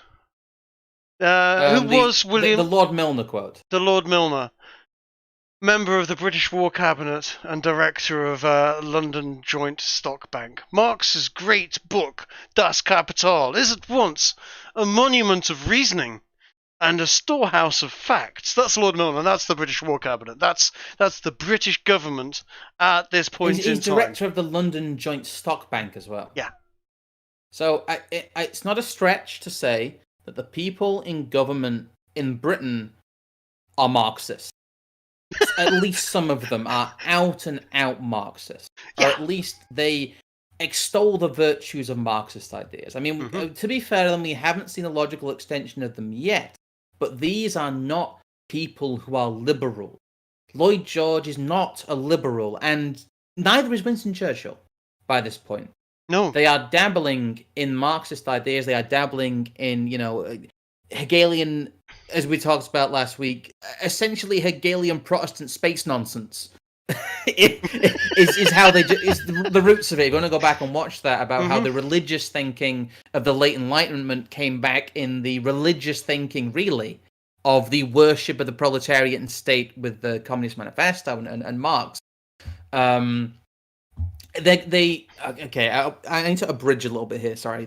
They talk about William Bryce Thompson, and basically he's a guy who goes around selling mining rights. He's a confidence man essentially, and a good one.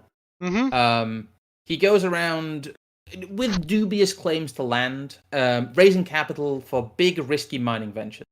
But what he does is he ends up as the financial operator and ally of the Soviets Yes. is it Trotsky? He's in contact with. It would be. Hold on a second. I think it was Trotsky, because Trotsky was doing a lot of the, shall we say, on the face of it, marketing to the Western world. You'd got certainly by 1917, you'd got the first Russian Revolution was going off, and the Tsars were busy fighting what would essentially be the Mensheviks at this point in time, who wanted to set up the Russian Federation, and who eventually did set up the Russian Federation, who would then find themselves splitting off with the Bolsheviks. The Bolsheviks then took over and ousted the Mensheviks under, what was his name, Kerensky. Kerensky's father having taught Lenin, Kerensky been friends with Lenin, suddenly found himself backstabbed and having to leg it. Well, and what happens is that an American Red Cross mission ends up as a Trojan horse for bringing a whole bunch of revolutionaries into Russia itself. Yes. We'll cover that in a bit more detail later, but Thompson was really the mastermind behind this, and he handed it over to a guy called Raymond Robbins. Yes. And then that guy organized revolutionaries take part in spreading propaganda all over Europe. This is a kind of a pan-European Bolshevik project. But the main thrust of it really is to import it into Russia, which again at the time is an active part of the war effort in kind of collaboration with the British and the French. They are the third, they're waning at this point. They're not doing very well. And the rumblings of the Russian Revolution have already started. The fate of the Tsar is probably already sealed, but the shape of Russia to come is in flux. And this is where Lloyd George and the British War Cabinet come in, because what happens is they attempt to so Thompson Lawmount in London, they come to convince the British War Cabinet, then decidedly anti-Bolshevik, the Bolshevik regime had come to stay, and that the British policy should cease to be anti-Bolshevik, and they should accept the new realities and support Lenin and Trotsky. Thompson and Lamont left London on December 18th and arrived in New York on December 25th. They attempted the same process of conversion in the United States. A secret, and here we get the section marked literally a consultation with Lloyd George. The secret British War Cabinet papers that are now available and recorded, and record the argument used by Thompson to sell the British government on a pro-Bolshevik policy. The Prime Minister of Great Britain was David Lloyd George. Lloyd George's private and political machinations rivaled those of a Tammany Hall politician. Yet in his lifetime and for decades after, biographers were unable or unwilling to come to grips with them. In 1970, Donald McCormick, The Mask of Merlin, lifted the veil of secrecy. McCormick shows that by 1917, David George had bogged too deep in the mesh of international armaments, intrigues to be a free agent, and was beholden to Sir Basil Zarnoff, an international arms dealer whose considerable fortune was made by selling arms to both sides in several wars. Zarnoff wielded enormous behind-the-scenes power, and according to McCormick, was consulted on the war policies by the Allied leaders. On more than one occasion, reports McCormick, Woodrow Wilson, Lloyd George, and George Clemenceau, French leader, met in Zarnoff's Paris home. McCormick notes that Allied statesmen and leaders were obliged to consult him before planning any great attack. British intelligence, according to McCormick, discovered documents which incriminated servants of the Crown as secret agents of Basil Zarnoff, with the knowledge of Lloyd George. In 1917, Zarnoff was linked to the Bolsheviks. He sought to divert munitions away from anti-Bolsheviks and had already interfered on behalf of the Bolshevik regime in both London and Paris. So in late 1917, then, at the time Lamont and Thompson arrived in London, Prime Minister Lloyd George was indebted to a powerful international armaments interest that was allied to the Bolsheviks and providing assistance to extend Bolshevik power in Russia. The British Prime Minister, who met with William Thompson in 1917, was not a free agent. Lord Milner was the power behind the scenes. And the paragraph, in the epigraph to this chapter suggests very favorably inclined towards socialism and Karl Marx. Yes. The secret War Cabinet papers give the Prime Minister's account of the conversation with Miss Thompson. An American returned from Russia, and the report made by the Prime Minister of the War Cabinet after the meeting. The cabinet paper reads as follows, and it then basically just goes on to say that Lloyd George starts extolling the virtues of the Russian Revolution, and that and really that they ought to just capitulate with the reality that they are going to be the power. This is of course after the Red Cross mission. This is, we're jumping around in timelines a bit, but we need to really show the character of Lloyd George here. Sorry, Trigger, I've read quite a lot here. Is there anything you want to bring in from your reading of this? Because you've read it recently as well. I have. There are some things in here that are interesting because it puts here that Trotsky and Lenin were not in German pay, the latter being fairly distinguished. I'm not totally in agreement with this because Trotsky later, I think it's 1919, on leaving New York, was stopped in Halifax by the Canadians, and at this point, here's the thing: Britain is kind of divided at this point, and I know I'm jumping ahead because Lloyd George and the government is in favour of the Bolsheviks, but the Crown is still very much not in favour of the Bolsheviks, having watched them sort of massacre half of their own family, and the police were and the customs, etc., are beholden to the Crown, and as a result, Trotsky was stopped by the Canadians on behalf of the Crown, and was found in his on his person, $10,000 in cash that had been supplied to him, which looks like when it was traced back seems to have come from Germany. There was other monies as well, which you can get into in just a minute. But Trotsky definitely seemed to be getting some cash from the Germans and from various other sources. What a tangled web is being woven at this particular point, because you've literally got the British government at loggerheads with the royal family, the British Army, and the British police at this point in time. The British police at this point in time is the police of the Crown. The army is the Crown's army, and the government is actively and openly pro the socialist revolution caused by Karl Marx's writings, and being headed up by Trotsky and Lenin, Trotsky and Lenin having just literally, overthrown the previous revolution that was happening in 1917 under Kerensky, who Kerensky was the Menshevik, and it's important to this point, I think, to make the difference. The Mensheviks were actually, they were much more incremental. They were they wanted to maintain as much infrastructure as possible and incrementally change towards socialism, whereas the Bolsheviks pretty much wanted to get everyone from the old regime, stick them up against the wall, shoot them in the back of the head. And well, we know that chunk of history because the history books are pretty clear on what happened there, because the Bolsheviks were the ones getting the money. The Bolsheviks, Trotsky, Lenin, etc., were well funded. Kerensky ended up legging it, and he died in 1970 peacefully. He didn't end up with the sticky end that Trotsky did. Ha ha. Get fucked, mate.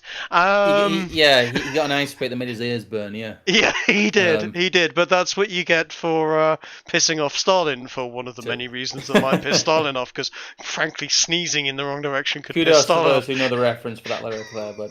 Yes. You now have no more heroes stuck in your head. Thank me later. No more heroes anymore. Oh dear. Yeah. Thank you. God damn it. Well, the takeaway from this really is that the British War Cabinet didn't really need too much persuading to see a favourable view of Marxism and the Bolsheviks, and many of them who were more ideologically inclined towards socialism and communism may have also seen them as a democratizing force. Well, ish, because I'm going to go back. We're going to jump to Woodrow Wilson in a minute. Yeah. Well, I think we should talk. Yeah, again, I think we should leave that there. When we should talk about. We're going to talk about the Wall Street's real hand in this, because Lloyd George and Britain kind of betray the Russians by going, well, it's kind of already happened. Let's just go along with it. Yeah. They get they react to events rather than causing events. But I really just wanted to show the character of Lloyd George, because in his dealings with arms dealers, in his he is a compromised man, and he is a man whose entire political being is now focused really on perpetuating the war. And rightly or wrongly, whether he is beholden to behind-the-scenes powers or not, Britain now, it's 1960s, 1970s. Britain now has no way to extricate itself from the war. It is just throwing men against the wall, and it's just throwing men into the meat grinder here. And it is doing so because its prime minister, at least partially, is compromised by international arms dealers who are massive sympathizers of the Bolshevik movement. Yes. And his own cabinet is extolling the virtues of Marxism. It is incredible to hear this. Let's not mince words. Yes. He was commie scum, compromised, involved in arms deals. Yeah, everything. He's just the worst type of human being possible. He is well, like I said, he's also previously, though, this is the man who is extolled as the liberalizer. He is extolled as the great redistributor. He's extolled in history as one of our greatest living prime ministers. And here he is, beholden to a backroom arms dealer, essentially going, yeah, sure, let's go along with the Bolsheviks. It's already, well, we could change things in Russia to be a bit less shit, but let's just go along with it. Because my cabinet's ideologically inclined towards it, and basically, the people who my private interests align with want this to happen. But yeah, we're going to have to roll back a little bit on the Bolshevik stuff and probably move on to Woodrow Wilson. So we're getting towards the 2-hour mark here. So we're going to be right back onto the Bolsheviks, though, within seconds on Woodrow Wilson. Yeah, we will do. Because guess what? He's another commie scum that's completely fucking... Anyway, yeah, let's go on to Woodrow Wilson. Yeah. I want to talk kind of... Again, we're going to do the Bolshevik stuff in 2 bits. Yes. Because I want to have a little bit of a sandwich with it. But I just want to show that Lloyd George is a compromised actor, and none of the people who are in charge of Britain and who are supposedly these great agents of democracy seem to have any interest in saving human life, or even saving kind of the financial situation of the country, as we'll come to later. We have a lot left to cover, I'm afraid. Yeah, Woodrow Wilson. We've got... This is a bit of a leftover from last week, yes, honestly, but we do have to talk about his role in World War II, and his role of bringing America into World War II, because we've talked about the fact that America funded the war, and America exacerbated the war, and through the Federal Reserve and Wall Street, ostensibly created the conditions for the First World War to become as brutal as it did. But the American public were not happy about this. They were very uncomfortable with America's funding of the war, and they really had to be cajoled into entering the war. There's a lot of warmongering that Woodrow Wilson does here. Well, it's amazing to say these days, and anyone that knows the American people actually wouldn't be amazed, but when you look at American foreign policy over the last 70 years or so, it doesn't look like it. But America is largely quite isolationist and was like, well, it's nothing to do with us, it's on a totally different continent, and quite frankly, we're pissed off with the English anyway, and the only people we like in Europe are the French. So, quite frankly, don't want to get involved. They took a lot of cajoling to get involved into these things. They did not see a good reason to send their sons over to die on foreign soil.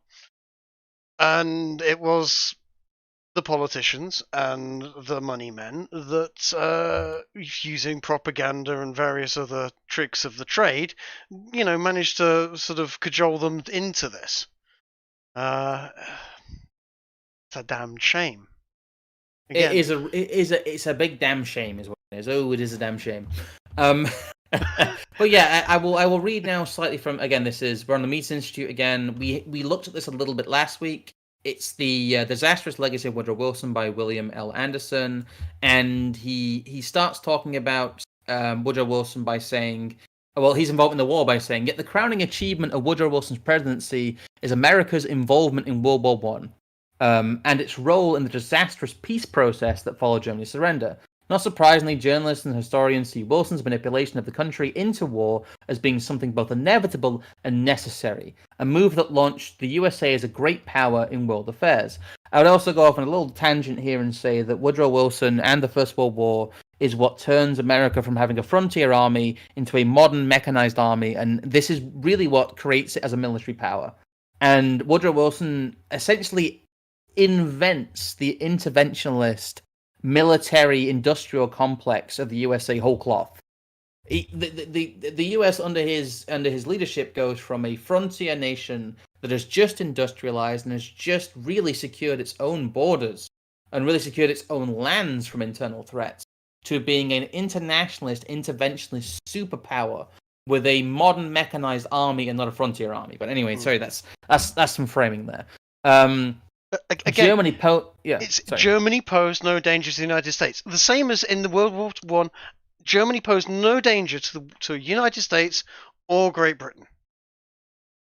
And those are two nations that really, in terms of we took huge losses needlessly. Both England and America. Needlessly, Germany, we would have probably rolled up World War One very, very rapidly within a short space of time, within a year or so. Had it not been. What people don't want to talk about, and there is no Hitler at this stage. There is no framing the Germans as inherently evil in this war, which is why the war doesn't make sense to people. Like, why was this persecuted for so long against essentially a mirror image of the United Kingdom? And the answer is that America was fueling it with debt, and Woodrow Wilson and his friends really in the Federal Reserve were pushing this as a vector for economic growth. But yeah. And again, the infamous Zimmerman telegram was one of the things that brought America into the war. Its armies could not have invaded America's shores. And had the Americans not turned the tide in favor of Great Britain and France, almost certainly the belligerents would have entered into a negotiated settlement that would not have laid the conditions for the rise of Adolf Hitler. Again, Woodrow Wilson leads to the armistice, which then turns into an unconditional surrender, essentially, because the Americans strong arm the Germans. There's a little bit of kind of disgruntlement and a little bit of faux kind of that's a bit harsh on their part, which we'll get to next episode. But really, it's the catalyzing event for the cataclysmic World War II and its warring aftermath. Yeah. Wilson's contempt for Black America extended into military service. He basically says that only Black people can work under French leadership. On the home front, Wilson's Congress pushed through laws that turned the USA into a virtual police state, such as the Espionage Act of 1917, which was used to prosecute people who dissent against the U.S. involvement in the war, and the Trading with the Enemy Act, which Franklin Roosevelt used as the basis of authority for his executive order to seize gold from Americans. This comes a lot later. The legacy of both wars continues to this day, as the Obama administration used the Espionage Act to prosecute Julian Assange and Edward Snowden. If one defies greatness as dragging a country into a disastrous war, promoting legislation that hamstrung the economy, vastly increasing taxation, and leaving a racial legacy that wreaks havoc to this very day, then Woodrow Wilson was a great president. However, if one sees greatness in the Oval Office as someone who, according to Robert Biggs, acts in accordance with his own oath of office to preserve, protect, and defend the Constitution of the United States, then Wilson is neither great. Is nowhere near great. I'm gonna say it's the idea that, again, going to talk about the quote unquote mixed legacy that people talk about, but like I said, this is the stuff that Woodrow Wilson is lauded for. There's also an event we're gonna have to skim over quickly, which is the sinking of the Lusitania, which I'm not going to say false flag, but it essentially fills the role of a false flag because it was carrying munitions. There's a lot of telegrams that say, blame the captain, blame the captain. It really was a staged, managed almost bait event for bringing America into the First World War. And it really was one of the things that set them on that path in terms of public opinion and in terms of manufacturing consent from Congress. Because let's not forget, Congress has to be convinced. Woodrow Wilson can't just declare war unilaterally. And again, that's one of the things that he really is cajoling. And it isn't a natural course of events. There are people pushing relentlessly for America's involvement in this war beyond purely the financial. A war that they have helped monger, a war that they have helped, finance, and a war that they have fueled through their expansion of inflationary power of the Fed, and that they are now swooping in to really police the peace once this ends. And that's really what Woodrow Wilson's involvement can be seen as. He is instrumental to this push towards war and towards perpetuating war and towards U.S. involvement in foreign war. It really is unconscionable. We'll come to it at the end when we look at the loss of human life. What is done here? But anyway, I think that's all we can. I don't know, Trig. What do you have to say about Woodrow Wilson before we move on? What I'm going to say about Woodrow Wilson, I'm probably going to find when we get back into the Bolsheviks and Wall Street, because Wilson was he was as close to a communist president of the United States as you're going to get. He was actively supporting the Bolsheviks. I mean, he supplied a blooming American passport to Trotsky on his way out. Trotsky could get past the British forces and get into Russia to kickstart the revolution. He really did as much as he could to help the communists, Bolsheviks as it were at the time. And this guy was awful.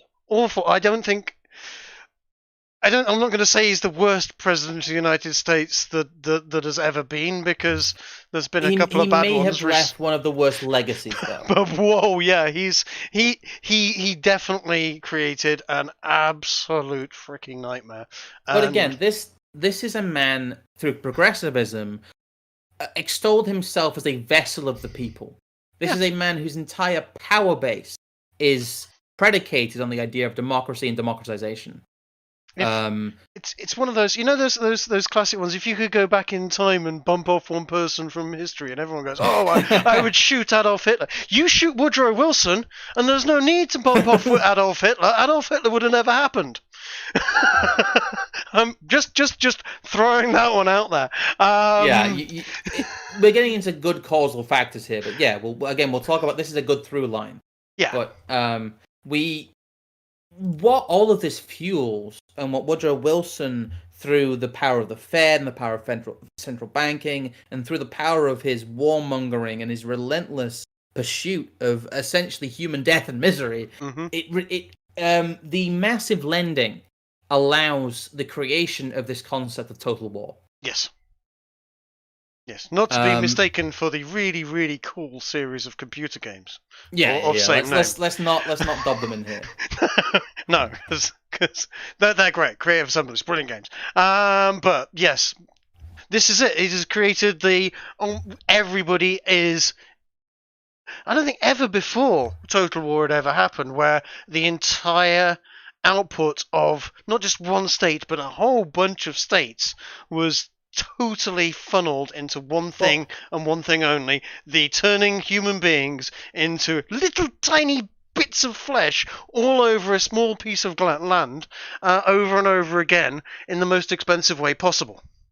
Mechanized warfare is downstream from total war. You can't wage mechanized warfare without total war. Yeah. And total war is downstream from credit expansion via central banking. You cannot have total war, and you cannot have mechanized warfare without the credit expansion of central banking that underpins it. I think we've established that by now. Yes.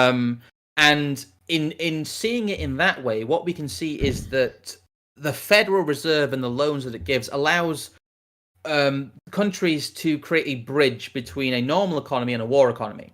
They are able to spread the pain and, essentially take over and become, in the eyes of the population, benevolent dictatorships, because they're able to hide the massive financial ruin that total war wreaks on a country through inflation and through borrowing. Yeah. Again, we're running a little bit low on time here.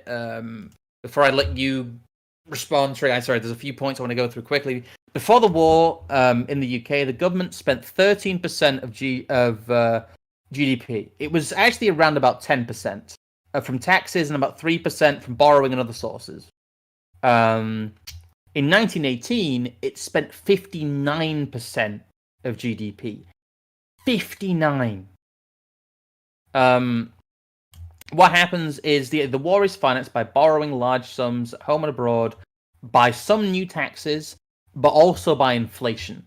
And the way that they hide the disastrous impacts of a war economy is through borrowing from the Federal Reserve and through inflation. And both of these really are they deal a hammer blow to the UK as an economy and as a superpower, and as they really just also, as you can see, massively inflate the size of the state and the state spending. From, like I said, it was 13% to 59% of GDP. Basically, what you see is it's not only a constitutional dictatorship, it is effectively a socialist constitutional dictatorship, because everything has been exhumed by the power of the state. It is not like an absolute monarch that has to, raise money through laws. He has to spend gold from his treasury. All the apparatus of state built up around these politicians means that they can wage war like no king has ever waged war. Like no no warlord, no baron has ever waged war. They are able to wage it in an apocalyptic sense, and that is why we get what World War One is. It is really an end point of the culmination of international credit and the expansion of power of government, and those two things fuel each other. And throughout this series, we will see these two things fuel into each other and funnel into each other into ever-increasing power of state and ever-increasing power of international finance.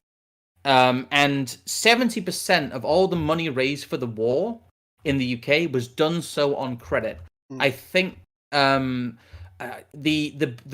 talk about it at the end as well, but the British public debt goes up more than 10 times during this period. Yeah. It is insane what total war does to the economy of Britain.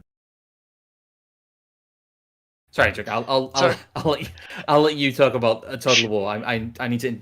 Sorry, I'm ranting here. No, you're because you're absolutely right. This is it. I mean, this is as you say there. It's what this has caused. It means that the government has, without your permission, without my permission, without anyone's permission, slipped their hand into our pocket and is basically helping themselves to every single penny you stick in there. Every time you stick a quid in there, they're taking out, well, if you're in France and Sweden at this point, 50p. Now, I know for a fact that, depending on how pretty you are, you stick your hand in someone's pocket, you either get a smile, a slap in the face, or a punch in the gob. And I've never seen a politician I've liked the look of, frankly. But somehow they never get the punch in the gob that they deserve. And it's that they are permanently in there. They are permanently taking this, and it's only 100 years ago that it was pennies. It was at most 10% of tax was tax revenue. 10%. Again, these people aren't kings. These people aren't lords. These people are supposedly the advocates of the people, and they, through banning dissent, through disseminating propaganda, which we'll talk about next. Oh God, we are sorry. I just realized how much we got left to cover. You know what? I think we should jump past propaganda, because propaganda is. We can go into it a little bit, but we'll do it very, very quickly then. Because the Bolsheviks on Wall Street is really, really. It is. What we can do is we can go through a couple of examples, and I'll talk briefly about it. But just if we get the slide up, we can maybe do like 5 minutes on it. Okay, because let's just say because we've kind of covered it already. Really, we have, and we've covered it cumulatively through talking about other things. But I like the slide we've got for it. It's one of my favorites. It is good. It is very good. Yes, you're right. Okay, I don't know, Trig. What's your bit on just if you cycle through the propaganda posters? What's your bit on propaganda? My bit on propaganda is that propaganda it's a fairly new art, to be perfectly honest. There's been propaganda for forever, but it has largely been do this for king and country, yada yada yada. Do your bit. But at the beginning of the 19th century, beginning of the 20th century, they started to see how that they could use it. I mean, we've got all sorts. I've just grabbed quite a few things here. Let me just shuffle that over. destroy this mad brute, enlist militarism, culture, and there's the Kaiser as a giant ape. They've played around with people's, help Uncle Sam stamp out the Kaiser. At the turn of this 19th century, 20th century period, it was fairly obvious. But what they found in England, which is quite interesting, is that they tried to do it for your country, and that didn't actually get the response that they wanted. And they really did find that it was. Oh, this is a good one from Ireland.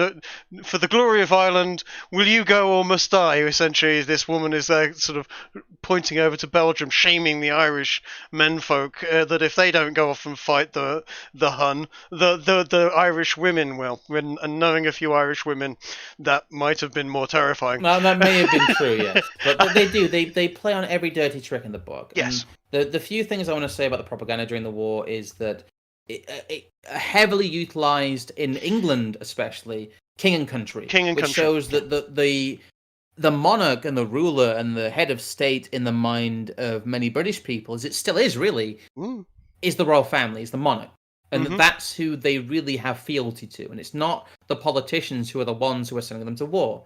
It's extremely collectivist, again, socialist, essentially socialist dictatorship state, and authoritarian. It plays into total war. Between Dora and conscription, we have the totalitarian state, in which propaganda is used to maintain control. You cannot have a democratic state and also have massive state-sponsored propaganda, which we still have. There was press censorship and there was letter censorship, and it's all fed into a machine in which information is controlled. And again, the great extollers of democratic virtue before the war are really just destroying any chance of people being able to make informed decisions in a democratic way. I mean, these propaganda in those days, it's fairly obvious. These days, it's horrendous. These days, you're seeing your propaganda. It's not just in the news. But it is in the news. It's in your soap operas. It's in your comedy specials. It's in your TV shows. It's in your radio. It's everywhere and all the time on media. There is no broadcast media at the present moment in the West, in any world, in any country, that isn't a big, healthy chunk of propaganda. And it's very, very cleverly done. It's very, very subtly done. That you have, you'll just see it in a soap opera. Oh, you haven't got your vaccine yet done yet. Oh, what sort of a monster are you, etc. But it will be even more subtle than that. And it just slowly. Frankly, it's mind control. And it really became quite masterful, thanks to people like Freud, Sigmund Freud agencism. But yes, we need to put forward the character of the people who are seen as these great democratizers, who are seen as these great titans, as we'll get to later, who are seen as, again, they're the people who essentially invented the welfare state. But we see here that they are utilizing propaganda and totalitarianism to send men into a slaughter that is really just the extension of credit interest from the United States. Yes. It's the old kind of war for profit. It's the same thing we talked about with the Forever War stuff. Mm-hmm. And it just speaks to the character of those in charge of the nation. And every single one of these poor souls in this line that are marching off into the distance there, I would say two out of three of them will become a big fat red smear all over a field in a country they've never been before. And they're marching off blindly. Again, Trig, there's a very quick link I want to read a very small part of before we move on to a meatier subject, which we're going to have to talk about for an extended period. Yes. Because it is extremely important in this story. Extremely important in really revealing how kind of democratization had enhanced the role of the financial institutions, and then they in turn had basically already filled the role of the CIA. But anyway, I'm getting ahead of myself here. There's a little bit here, again, we're quoting from Rothbard, the Progressive Era, and he has a chapter here on collectivization in the war effort, and the how the war effort really feeds into the collective identity of the United States. And in section 2 here, Intellectuals and the Legacy of War Collectivism, he says that historians have generally treated the economic planning of World War I as an isolated episode dictated by the requirements of the day and having little further significance. But on the contrary, the war collectivism served as an inspiration and as a model for a mighty army of forces destined to forge the history of the 20th century for America and for Britain as well, really. For big business, the wartime economy was a model of what could be achieved in national coordination and centralization, cartelization, in stabilizing production, prices, and profits, in replacing old-fashioned competitive laissez-faire by a system that they could broadly control and that would harmonize the claims of various powerful economic groups. It was a system that had already abolished much competitive diversity in the name of standardization. The wartime economy especially galvanized such business leaders as Bernard Barak and Herbert Hoover, ironically, who would promote the Cooperative Association of Business Trade Groups as Secretary of Commerce during the 1920s. Wartime collectivism held forth a model of the nation's liberal, a model for the nation's liberal intellectuals. For here was seemingly a system that replaced laissez-faire not by the rigors and class hatred of proletarian Marxism, but by a new strong state planning and organize the economy in harmony with all leading economic groups. So what you see really is what they dislike about Marxism is that it's revolutionary and not elitist enough. Again, we see the auspices here in the US as well of what is state socialism. Yes. And what is elitist socialism, and what is really just the cartelizing, as Rothbard likes using, of systems within countries for the benefits, not of the people, but of the elites. And this propaganda really feeds into normalizing that process. I think this is why they really bought into the Mensheviks so much instead of and which led to the Bolsheviks, of course, because the Mensheviks did actually allow for a good chunk of elitism to be maintained in their variation of socialism, which, you know, Trotsky, Lenin were good friends of, as I mentioned, Kerensky beforehand, who was they were all good friends. Teacher was Kerensky's father, was teaching them all of this lot, and this is the type of propaganda essentially that Trotsky was peddling in the West when he was doing his rounds, trying to gather up support. And this is me. I'm so keen to get onto the bloody communists. It's so true. Yeah, before we do that, I have a couple of donations to read here. Go for it. We've had Stalin donate from Beyond the Grave, saying, "Did someone on this stream insinuate I'm an unreasonable tyrant? To the gulag with you." Yes. Thank you, Stalin. Also, Glowy donated $5, saying, "Imagine people using fear and propaganda to push narratives. That would never happen in America." Sips coffee whilst watching Veritas video on CNN. Oh yeah, that's some spicy takes that Veritas have got recently. Veritas are doing very well, very, very well. They're going to take CNN to the cleaners with this one.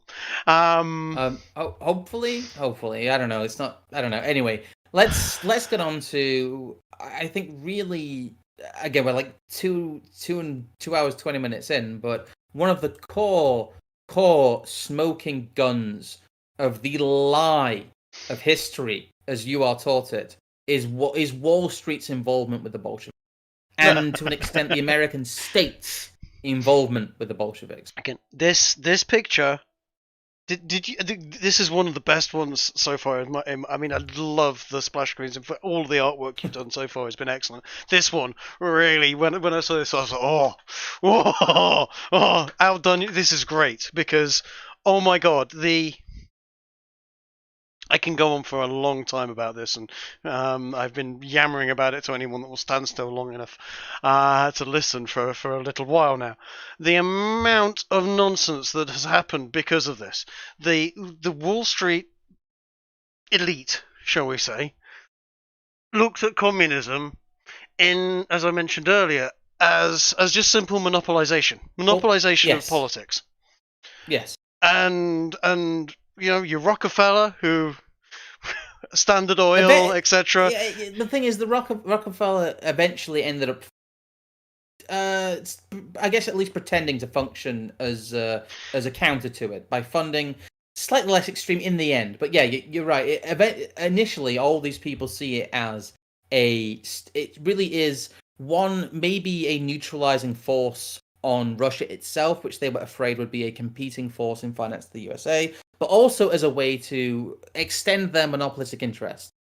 Sorry, you were ranting there, Trig. Yeah. I will on this one. This is the one that this is the one that really pisses me off a lot. And in fact, I'm just going to bring up a segment of Anthony Sutton's Wall Street and the Revolution, which I cut out earlier. In fact, let me just find it again. There we go. Let me just drop that across. And transition. Aboard the SS Aquitania, Friday evening, February the 1st, 1919. I may be getting ahead of myself. Spent the evening with the Donaghys in their suite. Mr. Donaghy said, "If you believe in democracy, you cannot believe in socialism. Socialism is the poison that destroys democracy. Democracy means opportunity for all. Socialism holds out the hope that a man can quit work and be better off. Bolshevism is the true fruit of socialism," etc., etc. But going down a little further, socialists and the Bolsheviks, you will see that the majority of college professors in the United States are teaching socialism and Bolshevism, and that 52 college professors were on so-called peace committees in 1914. President Eliot of Harvard is teaching Bolshevism. The worst Bolsheviks in the United States are not only college professors, of whom President Wilson is one, but capitalists and the wives of capitalists, and neither seem to know what they are talking about. William Bryce Thompson is teaching Bolshevism, and he may yet convert Lamont of J.P. Morgan and Company. Vanderslip is a Bolshevik. So is Charles R. Crane. Many women are joining the movement, and neither they nor their husbands know what it is, or what it leads to. Henry Ford is another. So are most of 100 historians Wilson took abroad with him, in the foolish idea that history can teach proper demarcations of races, peoples, and nations geographically. This sums it up beautifully. You've got J.P. Morgan being sort of, or people within J.P. Morgan being Bolshevized, shall we say. You've got Henry Ford of all people. You've got, and he also hints at the real problem here, which, is that if it wasn't the actual Wall Street bankers and people themselves, the Bolsheviks were whispering in the ears of their wives and telling them how nice it is to be nice to the little people out there. And the problem is that there's two angles to this. There is the ideological angle that some of these people may actually buy into Marxism, but my reading of Wall Street and the Bolsheviks is that a lot of it was also purely Machiavellian. Oh, yeah. In that a lot of these people thought that in supporting the Bolsheviks, they would become their guys. Yes. What's happened here, again, as well, we see that this isn't just Wall Street. Wall Street also makes up the Fed. And these people have unprecedented access to money with all the expansion of lending that's gone on, all the expansion of war debt that's gone on. That these people have unprecedented access to capital, that they start funneling into foreign revolutions. They essentially start filling the role of the CIA, in that they think that by intervening abroad, they can cement their own monopolistic interests in the future of the nation. And you can really see it as almost like a mirror of what happened with Saddam Hussein. And that originally he was Britain's guy, as we talked about in the Forever Wars stream. But you end up in later years, with him becoming a problem. But really, it's that interference. It's the idea that you can place a man in a foreign nation, and that man will be indebted to you, and therefore you will be able to completely influence that foreign nation's policy. And we see here Wall Street. There's a huge amount of evidence. I would implore you to read this book. There's so much of it here. But again, do you want to go through the events? Actually, of what actually Wall Street materially does to assist Lenin, because there's quite a lot that happened. There is a huge amount. First of all, back in 1914, the bankers are, as I stated earlier, in August 1914, Europe went to war. Under international law, neutral countries, and the United States was neutral until 1917, could not raise loans for belligerent countries.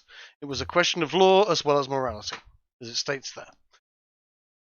J.P. Morgan immediately in 1915 starts floating loans to Britain and France, which we discussed earlier, breaking those laws.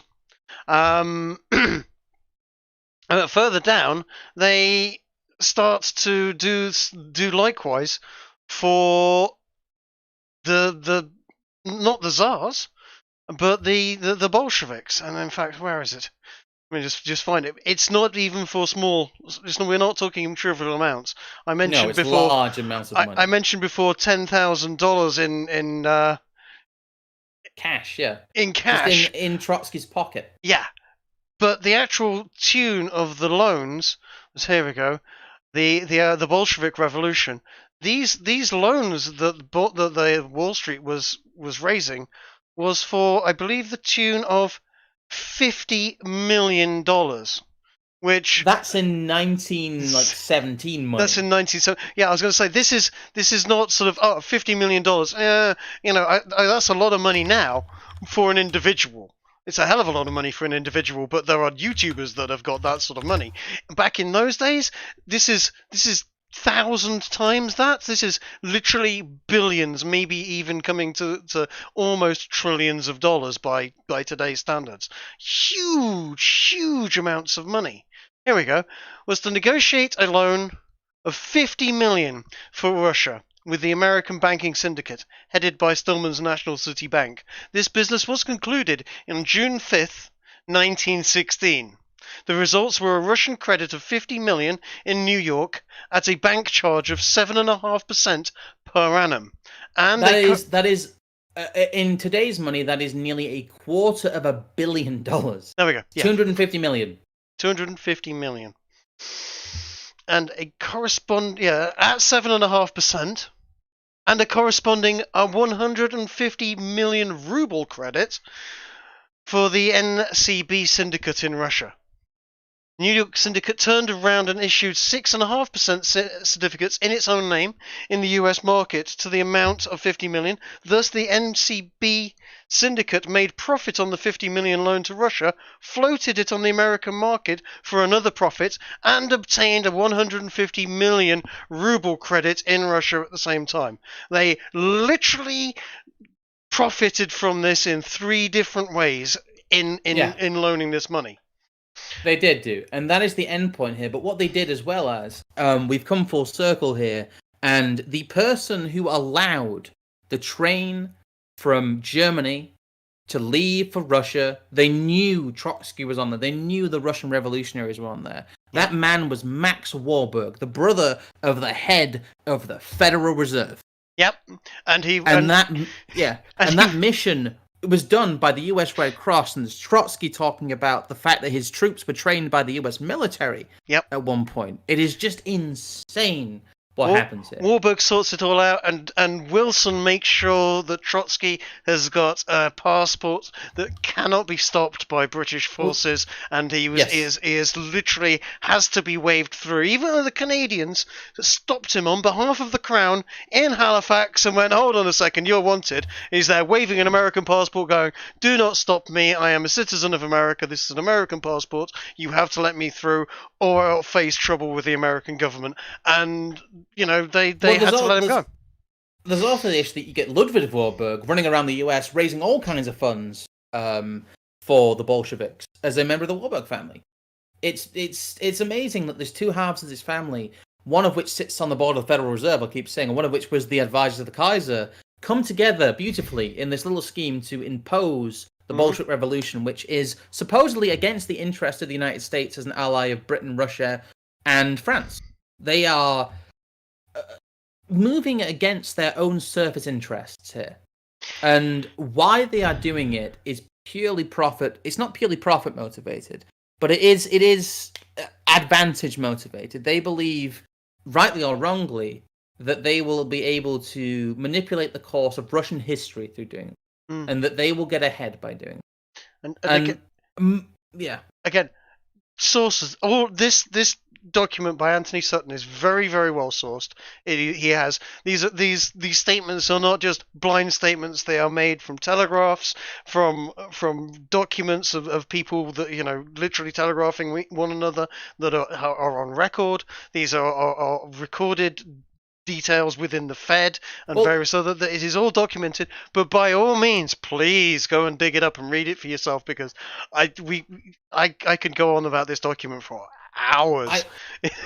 So could I, yes, but it's the again another aspect of it is that they saw Russia as a free Russia as a threat to the USA as a financial center. Absolutely. And they also, yeah, you're right. They saw Mensheviks and Bolsheviks as a political monopoly that they could exploit and control by having ready-made kind of cookie cutter corporations, like they did in the 90s. Weirdly enough, yes, ready to go in this new Russia. And that's it. Yeah. You've got, at that point, they were looking at it going, we've got the whole of Russia as our potential market. Ha ha. Yeah. We can supply their steel, JP Morgan. We can supply their banking, JP Morgan. We can supply their oil. We can take their oil fields in Georgia, etc. Standard Oil. It is literally, yeah. It's also chat's pointing out advisor to the Kaiser is very fun to say. Yes. He's advisor to the Kaiser. It sounds like they're a musical, but yeah. Most cynically, though, like I said, there's too much to mention here. Like I said, there's the Red Cross effort. There's the training of troops. Like I said, America, they didn't just know. They at every step aided the Bolsheviks and the Mensheviks, and the other two aspects of this I want to mention are, I know you have something to talk about the second one, so I'll mention the first one first, is the most cynical interpretation of this is that all of those involved knew that doing this would lengthen the war, and that lengthening the war was to their advantage. Without doubt. That's the angle really that upsets me the most, that Britain... I guess didn't want to lengthen the war because it really had, it was borrowing so much money, but America certainly did. And the interests here were motivated to lengthen the war. And there's an aspect here that they caused all of this misery to lengthen a war. And it just, I don't know, it makes that these people who are codified as members essentially of the American political establishment now by sitting on the board of these Federal Reserves are going around and using the money that the war debt from Britain and France, they're using the money of the war debt to go round, lengthen the war and perpetuate human misery in these unimaginable ways. And this is all only possible because of the credit structure of centralized banking. And if these were not codified in law, they would not have the resources to do this. If Woodrow Wilson hadn't come into power and decided to essentially extend the power of the state under the auspices of the people, one of which of his devices being the Federal Reserve, this would not have happened. And like I said, all of this, once you go down the line of causation, is caused by really this process, what he's referred to, as democratization. In that the justification for all of this from Woodrow Wilson's point of view and from Congress's point of view is the will of the people. And what they do is, as we will see time and time again, they take that will of the people, they take that goodwill and they take that faith that people have in them and that they put in the system and they twist it. And that they use it to essentially create self-perpetuating and self-expanding schemes of slavery for people. And they go as far as to use people's own war debt to lengthen the war that they are fighting. And that is just, it's almost like a perfect encapsulation of the unintended consequences of democracy. Because these are supposedly, they don't have full suffrage yet, but these are supposedly democratic nations behaving in this way. It's so vile. It's they have stripped away the free market control of the markets of the monetary system in the world through loans and so on.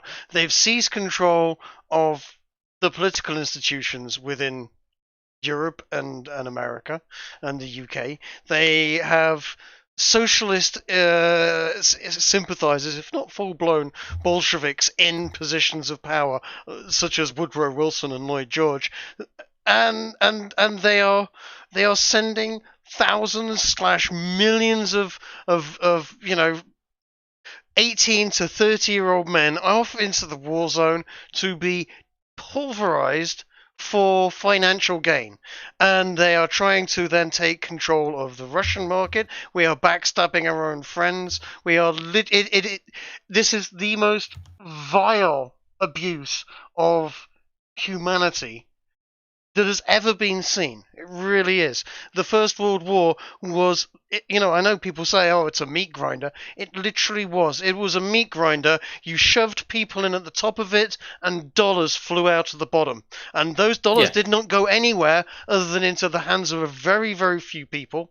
And they were more than happy to shove your grandfathers into that meat grinder for that money.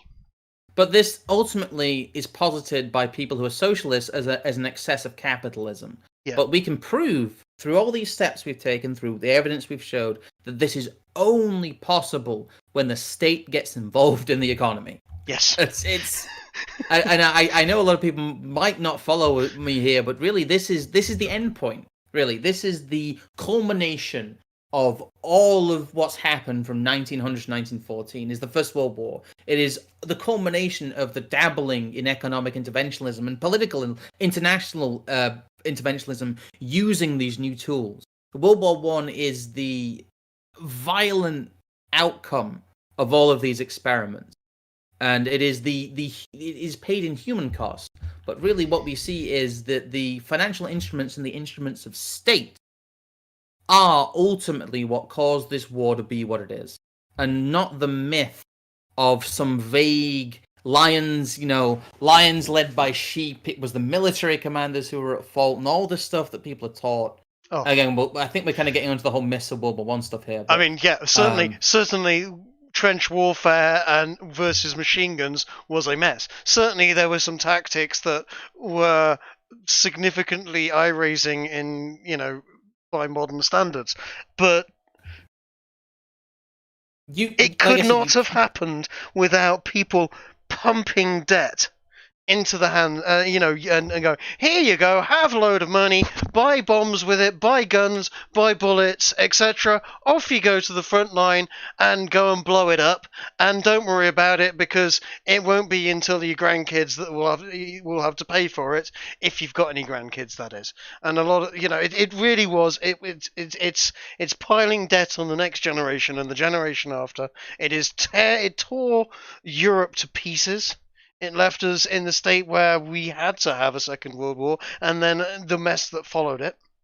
And it is the destruction of the Western world, the civilized world, for a quick buck. It is. But let's get into the whole... commies. Sorry, no, yeah, yes. Go on. The thing is, they're not even ideological communists. No. What they do is they see the power of what Marx is offering, and then they kind of initiate almost this race to the bottom, in which people gladly trade their rights for promise of comfort that never actually comes. Again, well, I'll probably get into this again later. There's a lot we need to talk about, a lot we need to build up to before I get to this point. But none of this is possible without democracy, because democracy, or at least the illusion of democracy, is what causes Lloyd George and what causes Woodrow Wilson, and what they use as the justification for their power and expansion of the state. And then their expansion of the state's institutions, which then leads to new credit structures, which then leads to, unshackled central banking, let's say, because central banking had existed, which then leads to the horror of World War I. That is the causation link here. And the ideological underpinning of that is Marxist, it's Hegelian, and it's to do with the march of history, that they are the men who have the will and the right to intervene, because intervening is good. And ultimately, that's where all that comes from. This is the mess of interventionism. But yeah, there's a few things I want to present. I don't even want to get the Hitchens thing up really quickly while I talk here, because it's just a very quick one. That there are some, there are some contemporary historians that do talk about the fact that we should have stayed out of World War I, which we should have done, because one of the biggest myths of World War I is its inevitability and its nobility. The fact that this was a war for freedom, that this was an inevitable war for freedom, and that this is a fixed point in the march of history. the way World War One is presented, in my opinion, is from a deterministic point of view. That this is something that happened. There is no real way to prevent it happening, but because it happened, we got democracy, and because of it happened, it's canonized as part of the march of history. It's canonized as a tragedy, but it is canonized as part of the inexorable march of history. It is not seen as it should be, as this unconscionable event that is imposed on Europe by these financiers who are ultimately backed by the state. You can't maintain it without that. You can't perpetuate it without that. World War One is an event where those who benefited from it endeavored to bring it about and perpetuate its existence. I've already talked about the lions live by sheep myth, the nobility myth. I've already talked about the fact that mass mechanization is only possible with monetization. Yep. And once you move outside of the freedom versus autocracy framework as propagandized at the time, all you have left over really is the idea that this was unnecessary. And I think a lot. Sorry, I'll let you have your speech in a sec. I'm just sorry. I'm finishing my. I'm trying to get my points together here. But essentially, all of what we're taught and the myth that we tell ourselves about the World War One is cope. To use a modern term, we have to ascribe meaning and purpose and nobility to these deaths, or else we will go mad, and we cannot believe the other myths about the state at the time, the other myths built up about the liberal reformers, without these deaths being, first of all, noble, and second of all, tragic and avoidable in a tactic sense, but unavoidable in a march of history sense. And that really is like the mental cope people go through. And I think that what makes them so confused about the First World War, because it is taught to them at the same time as avoidable and inevitable.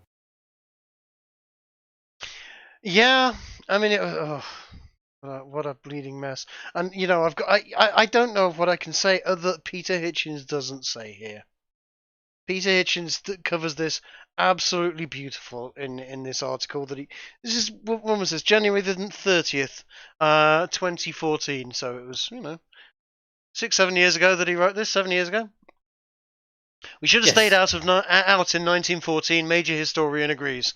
I'm pleased to see that historian Niall Ferguson is saying here, in a Guardian article, that Britain had no need to enter the First World War, and in fact that it was a terrible mistake for us to do so.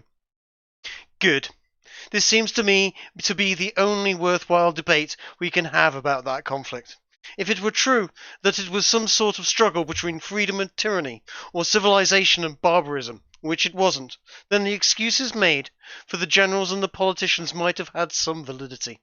If the stake truly had been that high, then all kinds of incompetent fumbling, trial and error, with thousands of men's lives at stake, might be excusable. Bear in mind, Peter Hitchens, at times has been somewhat of a socialist as well, and I don't agree with him at all times, but he is bang on the mark here. But as soon as it is reduced to a mere war of choice, into which this country, for one, fell through error, scheming, or simple panic, then the colossal butcher's bill is painfully unjustified. I'd add that there is no real doubt that Germany began the war. I really don't know if anyone bothers to argue otherwise. The great German historian Franz Fischer established this beyond all doubt in his unmatched work in 1961, Griffnacht der Wehrmacht, Die Kriegspolitik des... Oh, good God, fuck Germany. That's a very characteristically long German title. This is publicized in English with the emollient and evasive title of Germany's Aims in the First World War. Yeah, there we go. Yeah, thank you. A more accurate, if slightly sensationalized, is the word grab, blah, blah, blah. Okay, he's going into the titling now.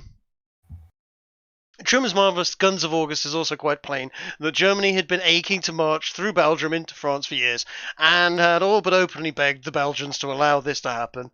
At the same time, France, burning with the desire to revenge her defeated and deserved defeat in 1870, was virtually desperate to drag Britain into this futile conflict, which is what I was saying earlier. They kind of tricked the whole situation.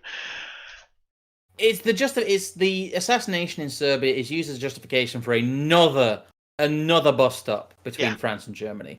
And everyone should have just gone, fuck you guys, you settle it between yourselves, we're going home. But Yeah. instead, Britain escalated.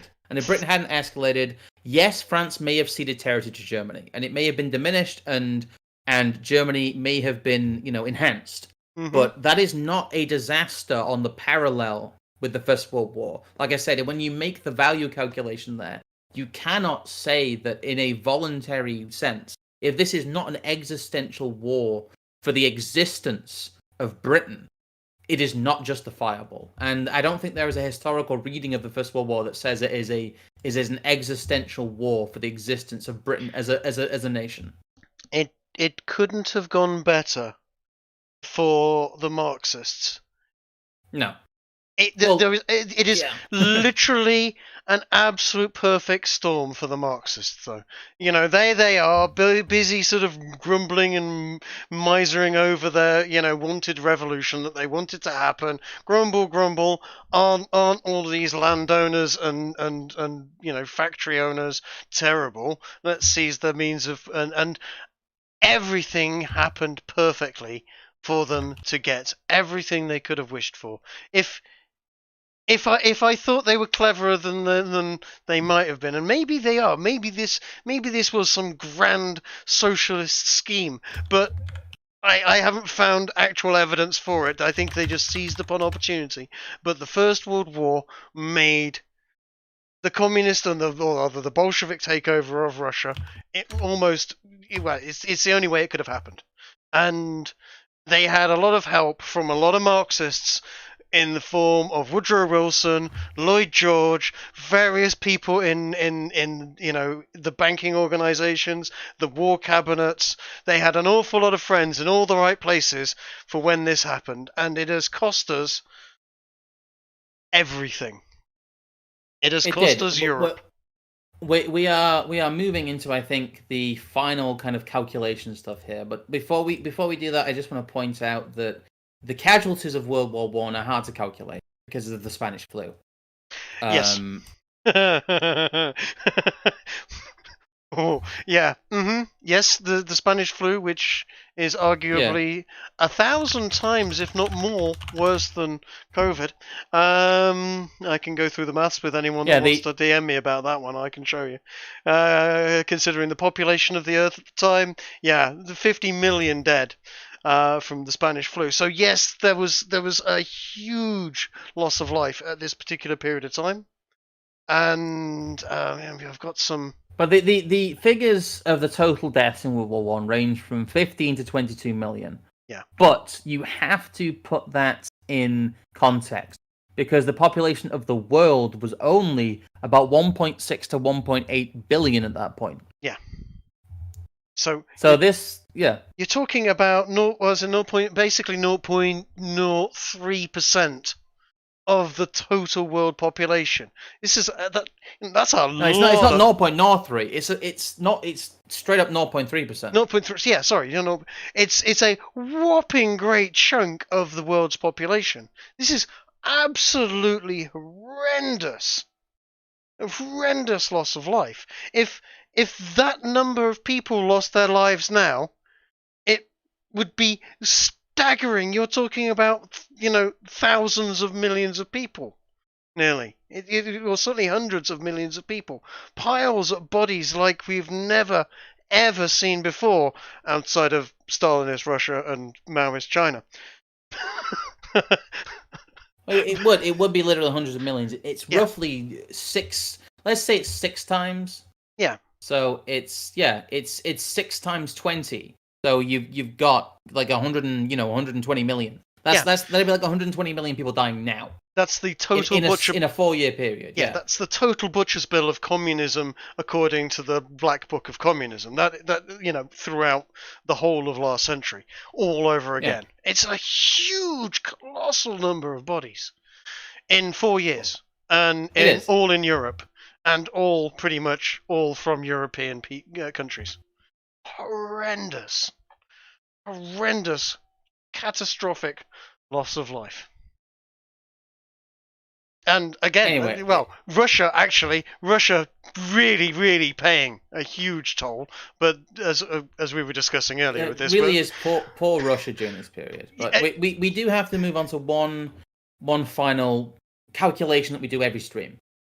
yes, Which is the basic kind of like power dialectic here of who benefits, who loses, who gains wealth, who loses wealth. You know, it's a pure kind of power analysis of what is going on during this period. And the First World War, as compared to the myth of it, is extremely not generous. And as a way to phrase this, I want to read part of basically page 41 from Democracy, the God That Failed by Hans Hermann Hoppe.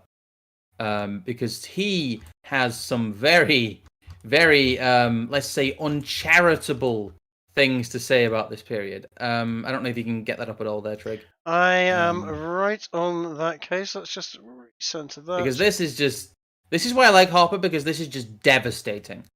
Fucking Hopper's based as hell sometimes. I'm not totally in agreement with everything you said, but his analysis here is solid.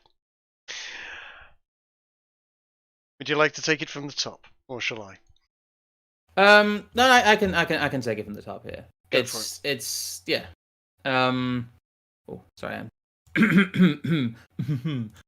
I'm not actually mocking it there. My throat doesn't play. But yeah, it says nonetheless, although increasingly emasculated, the principle of monarchical government remained dominant until the cataclysmic events of World War I.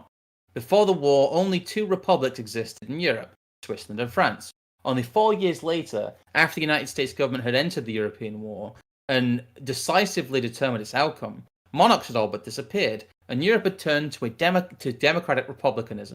With the involvement of the US, the war took on a new dimension. Rather than being an old-fashioned territorial dispute, as was the case in 1917, it turned into an ideological war. The US had been founded as a republic, and the democratic principle in particular, inherent in the idea of a republic, had only recently been carried to victory as a result of the violent defeat and devastation of the secessionist confederacy by the centralized Union government. At the time of World War I, this triumphant ideology of expansionist democratic republicanism had found its very personification in then US President Woodrow Wilson. Under Wilson's administration, the European War became an ideological mission to make the world safe for democracy and free of dynastic rulers. Hence, the defeated Romanians, Romanovs. Romanov. Sorry, the defeated. Sorry, I meant to say Romanov. Sorry, the defeated Romanov, Hansolians, and Habsburgs had to abdicate or resign, and Russia, Germany, and Austria became democratic republics with universal male and female suffrage and parliamentary governments. But again, we'll talk about the actual democratic repercussions of the post-war era in the next stream, but this is very relevant here. Likewise, all newly created successor states, Poland, Finland, Estonia, Latvia, Lithuania, Hungary, and Czechoslovakia, adopted democratic republic constitutions, with Yugoslavia as the only exception. In Turkey and Greece, the monarchs were overthrown. And even where monarchies remained in existence, as in Great Britain, Italy, Spain, Belgium, and the Netherlands, and the Scandinavian countries, monarchs no longer exercise any governmental power. Elsewhere, universal adult suffrage was introduced, and all government power was invested in parliamentarians and public officials. So, a lot of people criticize Hoppe for his extolling of the virtues of monarchy. But what he's doing here, and what he does a lot in his writing, is really just display the fact that democracy is not an outcome, it is a system. And that is something we will keep banging on about going forward. Democracy is not an outcome. Democracy in of itself is not inherently virtuous. Yep. It is supposedly what is done with democracy that is virtuous.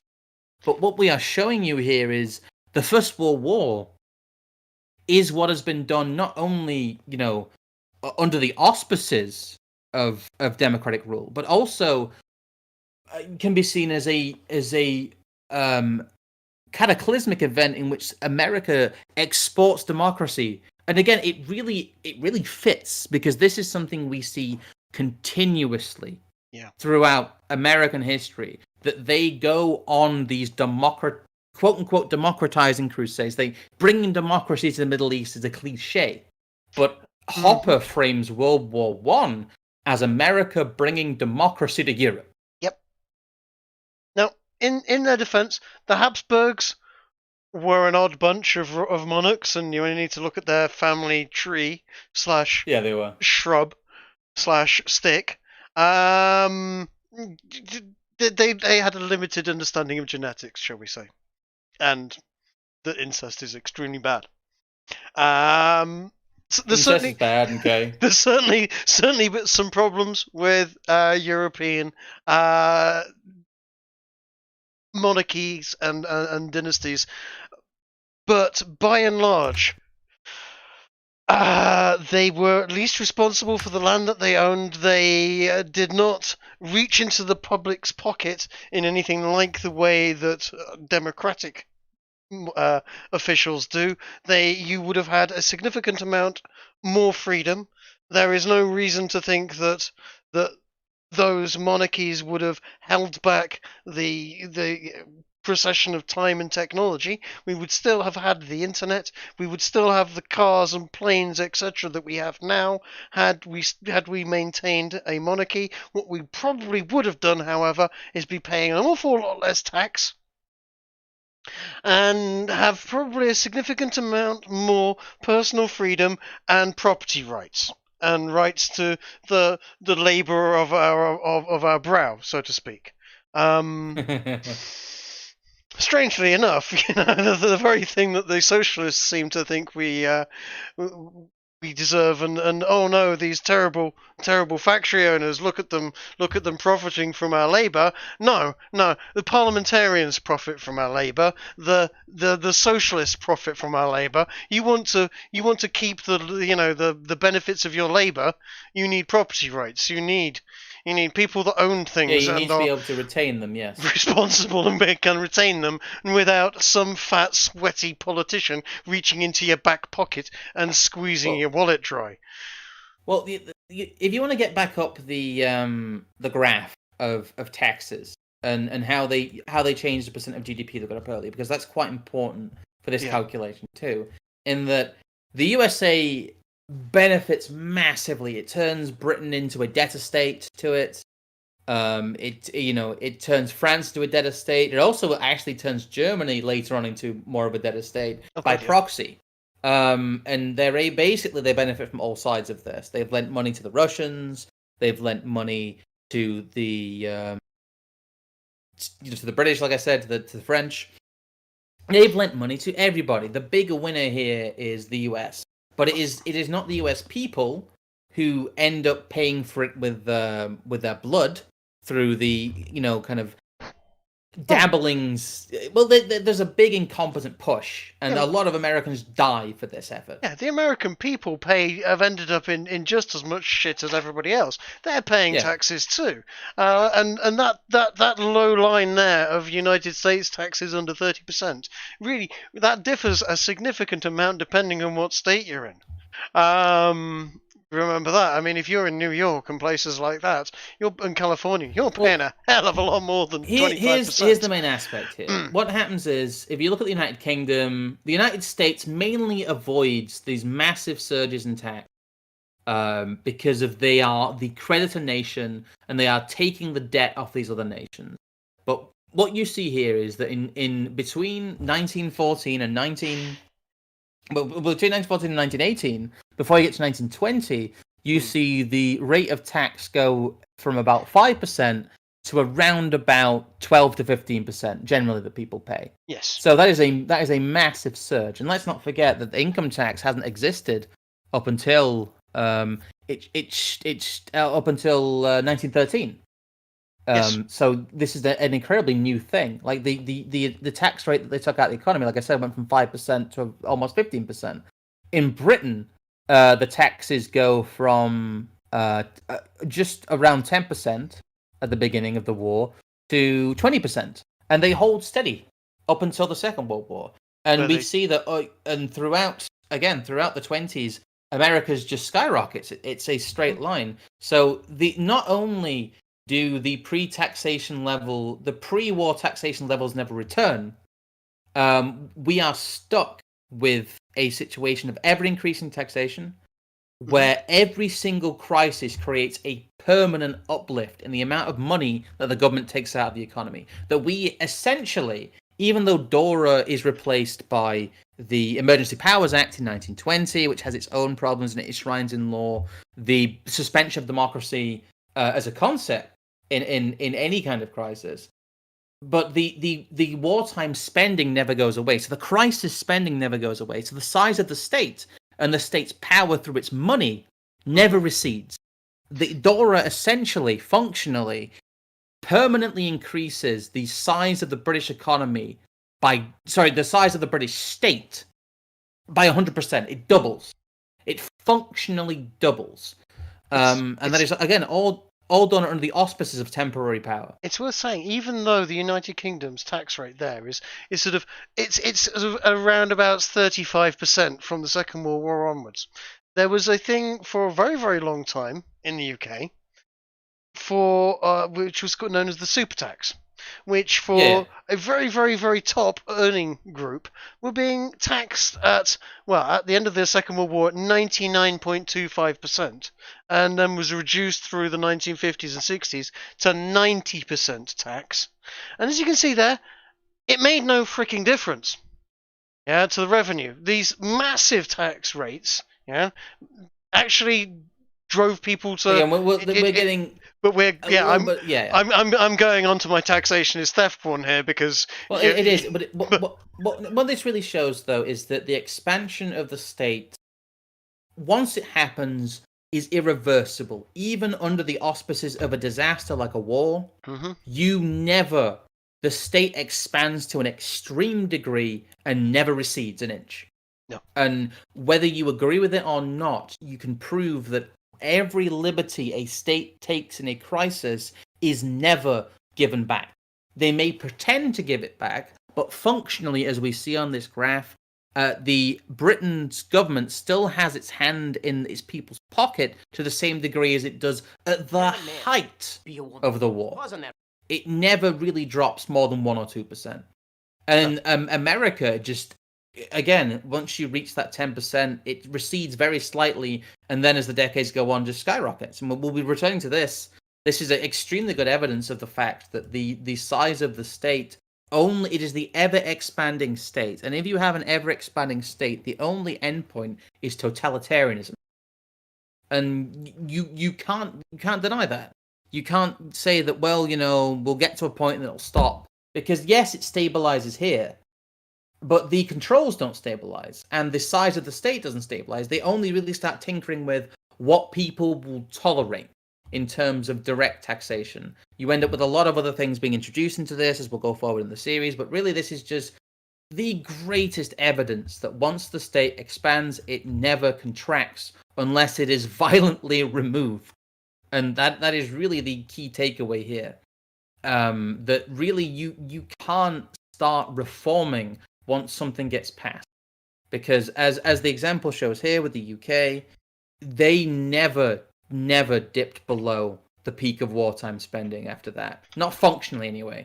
They never had an extended period where it went back to pre-war levels, and that is to this day. That is just a permanent change in the size of the British state, as brought on by a, as I hope we proved, largely manufactured war in terms of how it's perpetuated and how big it gets anyway.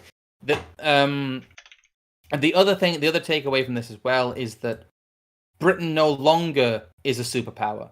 Britain went into the First World War as an illusionary superpower, and it gets tested and it essentially fails. This really is the big... It is the decline. This is, as Hitchens says, the largest disaster in British history. That we lose, apart from Germany, and apart from Russia, but Russia loses in a different way and it becomes a completely different state. In terms of continuation of government, Britain loses a massive amount, and it cannot be said, in my mind, to have functionally won the First World War. A country does not win a war and lose prestige, lose territory as it started to do with the empire, and lose control as it started to do with having to submit to a lot of international monetary pressure. Britain lost the First World War. Oh god, yeah. In a huge way. We lost so much. We lost a huge number of our youth. We lost our monarchy. We lost our financial independence. We lost the empire, or we're about to. We lost so much. We were actually the biggest losers, I think, apart from perhaps Germany, who were so badly lost, were forced into, Weimar, etc. That's turned into the election of Adolf Hitler and what happened thereon. But again, we'll be following up we're following up in greater detail on the consequences of World War One and the mass expansion of democracy thereafter. That really has to have its own stream, which is hopefully a little bit shorter than this one. But again, we have done another 3-hour stream. The effects of World War One are as follows: the USA becomes a superpower. The UK is no longer a superpower. Germany becomes a vassal state of the victors of war. Russia becomes a totalitarian nightmare state. It becomes the Soviet Union, and that is supported by the British and Wall Street. Mm-hmm. And the only people who benefit from all of this are those in government who have their power enhanced massively, those in the financial institutions who have their pocketbooks enhanced massively, and those who have an interest in greater cooperation between international elites. You end up with a power base forming in which the people at the head of the elite establishment, the people who are supposed to be having their power removed by democratization, instead have it consistently enhanced. And there is no greater example of this than the power calculation of who profits from the First World War. I think, again, we'll do it again with the Second World War, but this really it's once you look at it, it is so naked what happens here that you end up with a war that codifies the power of the state and financial institutions through the catalyzation of crisis. These are crisis powers which are never given back and hold the basis of what the Federal Reserve is, kind of to this day. And hold the basis of what the British state and the American state and a lot of the states in Europe, the way they function, the way they are formed. It was rebuilt in the image of the elites at the time. And in a pure power calculation, they become the god kings here. They are the ones who enhance their power to a level that no one on earth had really seen in terms of usable direct control. I think there's an argument to be made that the democracies and the democratization of Europe was exactly what the Mensheviks were after. Not the Bolsheviks, yes, but the Mensheviks. And whilst the Bolsheviks won Russia and turned that into the Soviet Union, little by little, Europe, America, and Great Britain have become more and more in line with what the Mensheviks had in mind. Well, they essentially had become vassal states of Woodrow Wilson's progressivism. Yes. And the logical endpoint of that is state socialism. And the dabbling of totalitarian kind of, constitutional democracy in both in America and in Britain was really the telltale sign that that's the way things were ultimately heading. If people would, consent to it. And effectively, as we're going forward, what I want to show is that democracy is, it's manufacturing consent. To borrow that phrase, it manufactures consent for the expansion of power of the state by disguising it as empowering the people that make up it. But functionally, they do not control the state. And unless you believe that your politician, that your representative, that your MP, that your senator is literally a godly being who is the spiritual embodiment of public will and your will, and is not someone who is subject to the whims and frailties of human nature, unless you literally believe that, you can't believe that representational democracy enhances the power of the people by enhancing the power of the state. You have to literally believe that these people are gods to believe that you are being empowered by empowering them.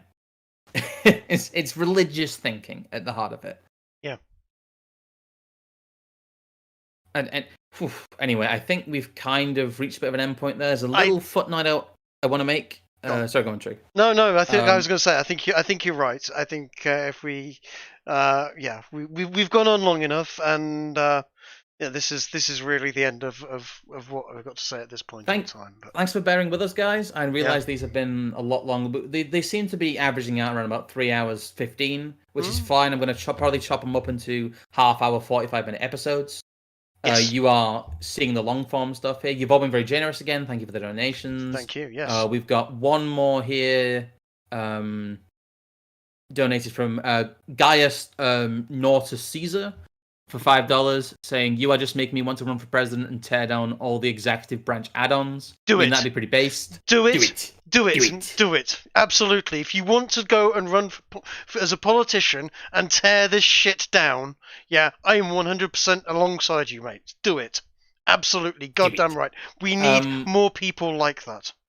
I think something we missed out, we hinted at but didn't talk explicitly in the body of the episode, was the fact that there are a lot more moderate factions in Russia that people could have supported that would have introduced a more constitutional social democracy, which would ironically be more like what we have in Europe today. But they chose not to do that.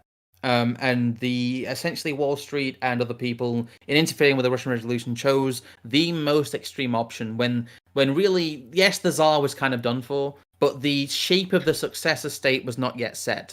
And like I said, the inevitability of the Russian Revolution and it as an organic revolution is one of the myths of the Marxist march of history. That this was something that had to be manufactured with the full power of the US state, Wall Street, and with the tacit knowledge of the British government, and that without that this would not have happened at all, and Russia would have probably just been a social democracy, a constitutional social democracy, hopefully, rather than a totalitarian Soviet state. I think that's the only thing I forgot to mention that's in my notes. Anything from you, Trig, before we say TTFN? No, I was going to say, how many have we got? Did I notice we'd got a new member that had joined the channel, or am I? Oh yes, we have. We had a new member here. I forgot to point out Velculus, I think that is. Thank you for joining us, Venus Bro. Thank you. You will get as long as you're a member, you'll get a shout out every stream. We will keep doing those because a lot of you guys have been joining during this, so thank you. That's recurring support. I'm actually very happy with these, even though they are running a bit long. I think we're giving the people what they want. I've had a lot of good feedback from the previous episode. Thank you guys. I said, this has I had a very, very high praise indeed earlier on, actually, from somebody on Minds who literally where was it? I'll see if I can actually dig up what they said, because I was like, damn, you're gonna make me well up saying things like that. Absolutely amazing praise, and sort of saying literally we are becoming a favourite of theirs, and to keep up the good work. So I'm really happy that people are enjoying what we're doing, because it's no small amount of work, to be honest. There's a lot of reading. I'm really enjoying doing it though. Really enjoying doing it, but it's nice that people are enjoying what we're doing. Yes. So thank you guys. Thank you. Absolutely. Without viewers, there's we would just be shouting at clouds. Well, the structure has somewhat changed. Like I said, I think next episode we're going to do really the immediate aftermath of World War One and its results, because there is a huge shift as a result of the war that like I said, we've been talking for 3.25 hours now, and we haven't been able to cover Versailles, or we haven't been able to cover universal suffrage. We haven't been able to cover a lot of the stuff that is the fruit of the First World War. So that'll be what happens next time. Yep. And just to let you guys know, the plan currently is we've done part 1, which was 1900 to 1914. We've obviously done part 2 now, which is the First World War. Part 3 will be the immediate aftermath of the First World War. Part 4 will be 1920 to 1929. We're going to have an interlude in between, which won't really be a part of the series, but we'll do a special on Keynesianism because you really need to know about that. Yep. To kind of follow the next part, which will be 1929 to 1939. Obviously, the second half of the interwar years, where we can talk about the Wall Street crash, its aftermath, and FDR, and obviously the rise of Hitler. I was going to say there was someone in the 1930s that was missed out there. Yeah. Yes. And obviously, then we'll be doing World War II, and then kind of the aftermath of World War II, and maybe we'll do an extra part on the end, just kind of summing up, because we may need an extra part to talk about some of the literature that I'd like to bring into it as well. Kind of a put a bow on this first half of the 20th century and what it really means for democracy. Because even though the last part of the series will just be like literally 1945 to 1950. There is so much to cover in that we probably won't be able to do a proper summation in that one either. Yeah. Because it's a very big topic, guys. Thanks for bearing with us. I know it's quite dense. I mean that period there, that's a massive period in itself. You're saying people going over. You're saying the formations of a proto EU starting. Yeah, we see the formations of the Cold War. Yeah. But we also see really a lot of the fruits of this entire period, which is why I kind of chose to do it as I've done it. But yes, thank you guys rotten for watching. And wormy fruit it is. Yes. Thank you guys for watching. Thank you guys for donating. Thank you guys for all your support. And we will continue doing this at least for like the next 5 or 6 weeks. Yeah. So you've got a lot to look forward to. So thank you guys for watching, and goodbye. Take care. Good night.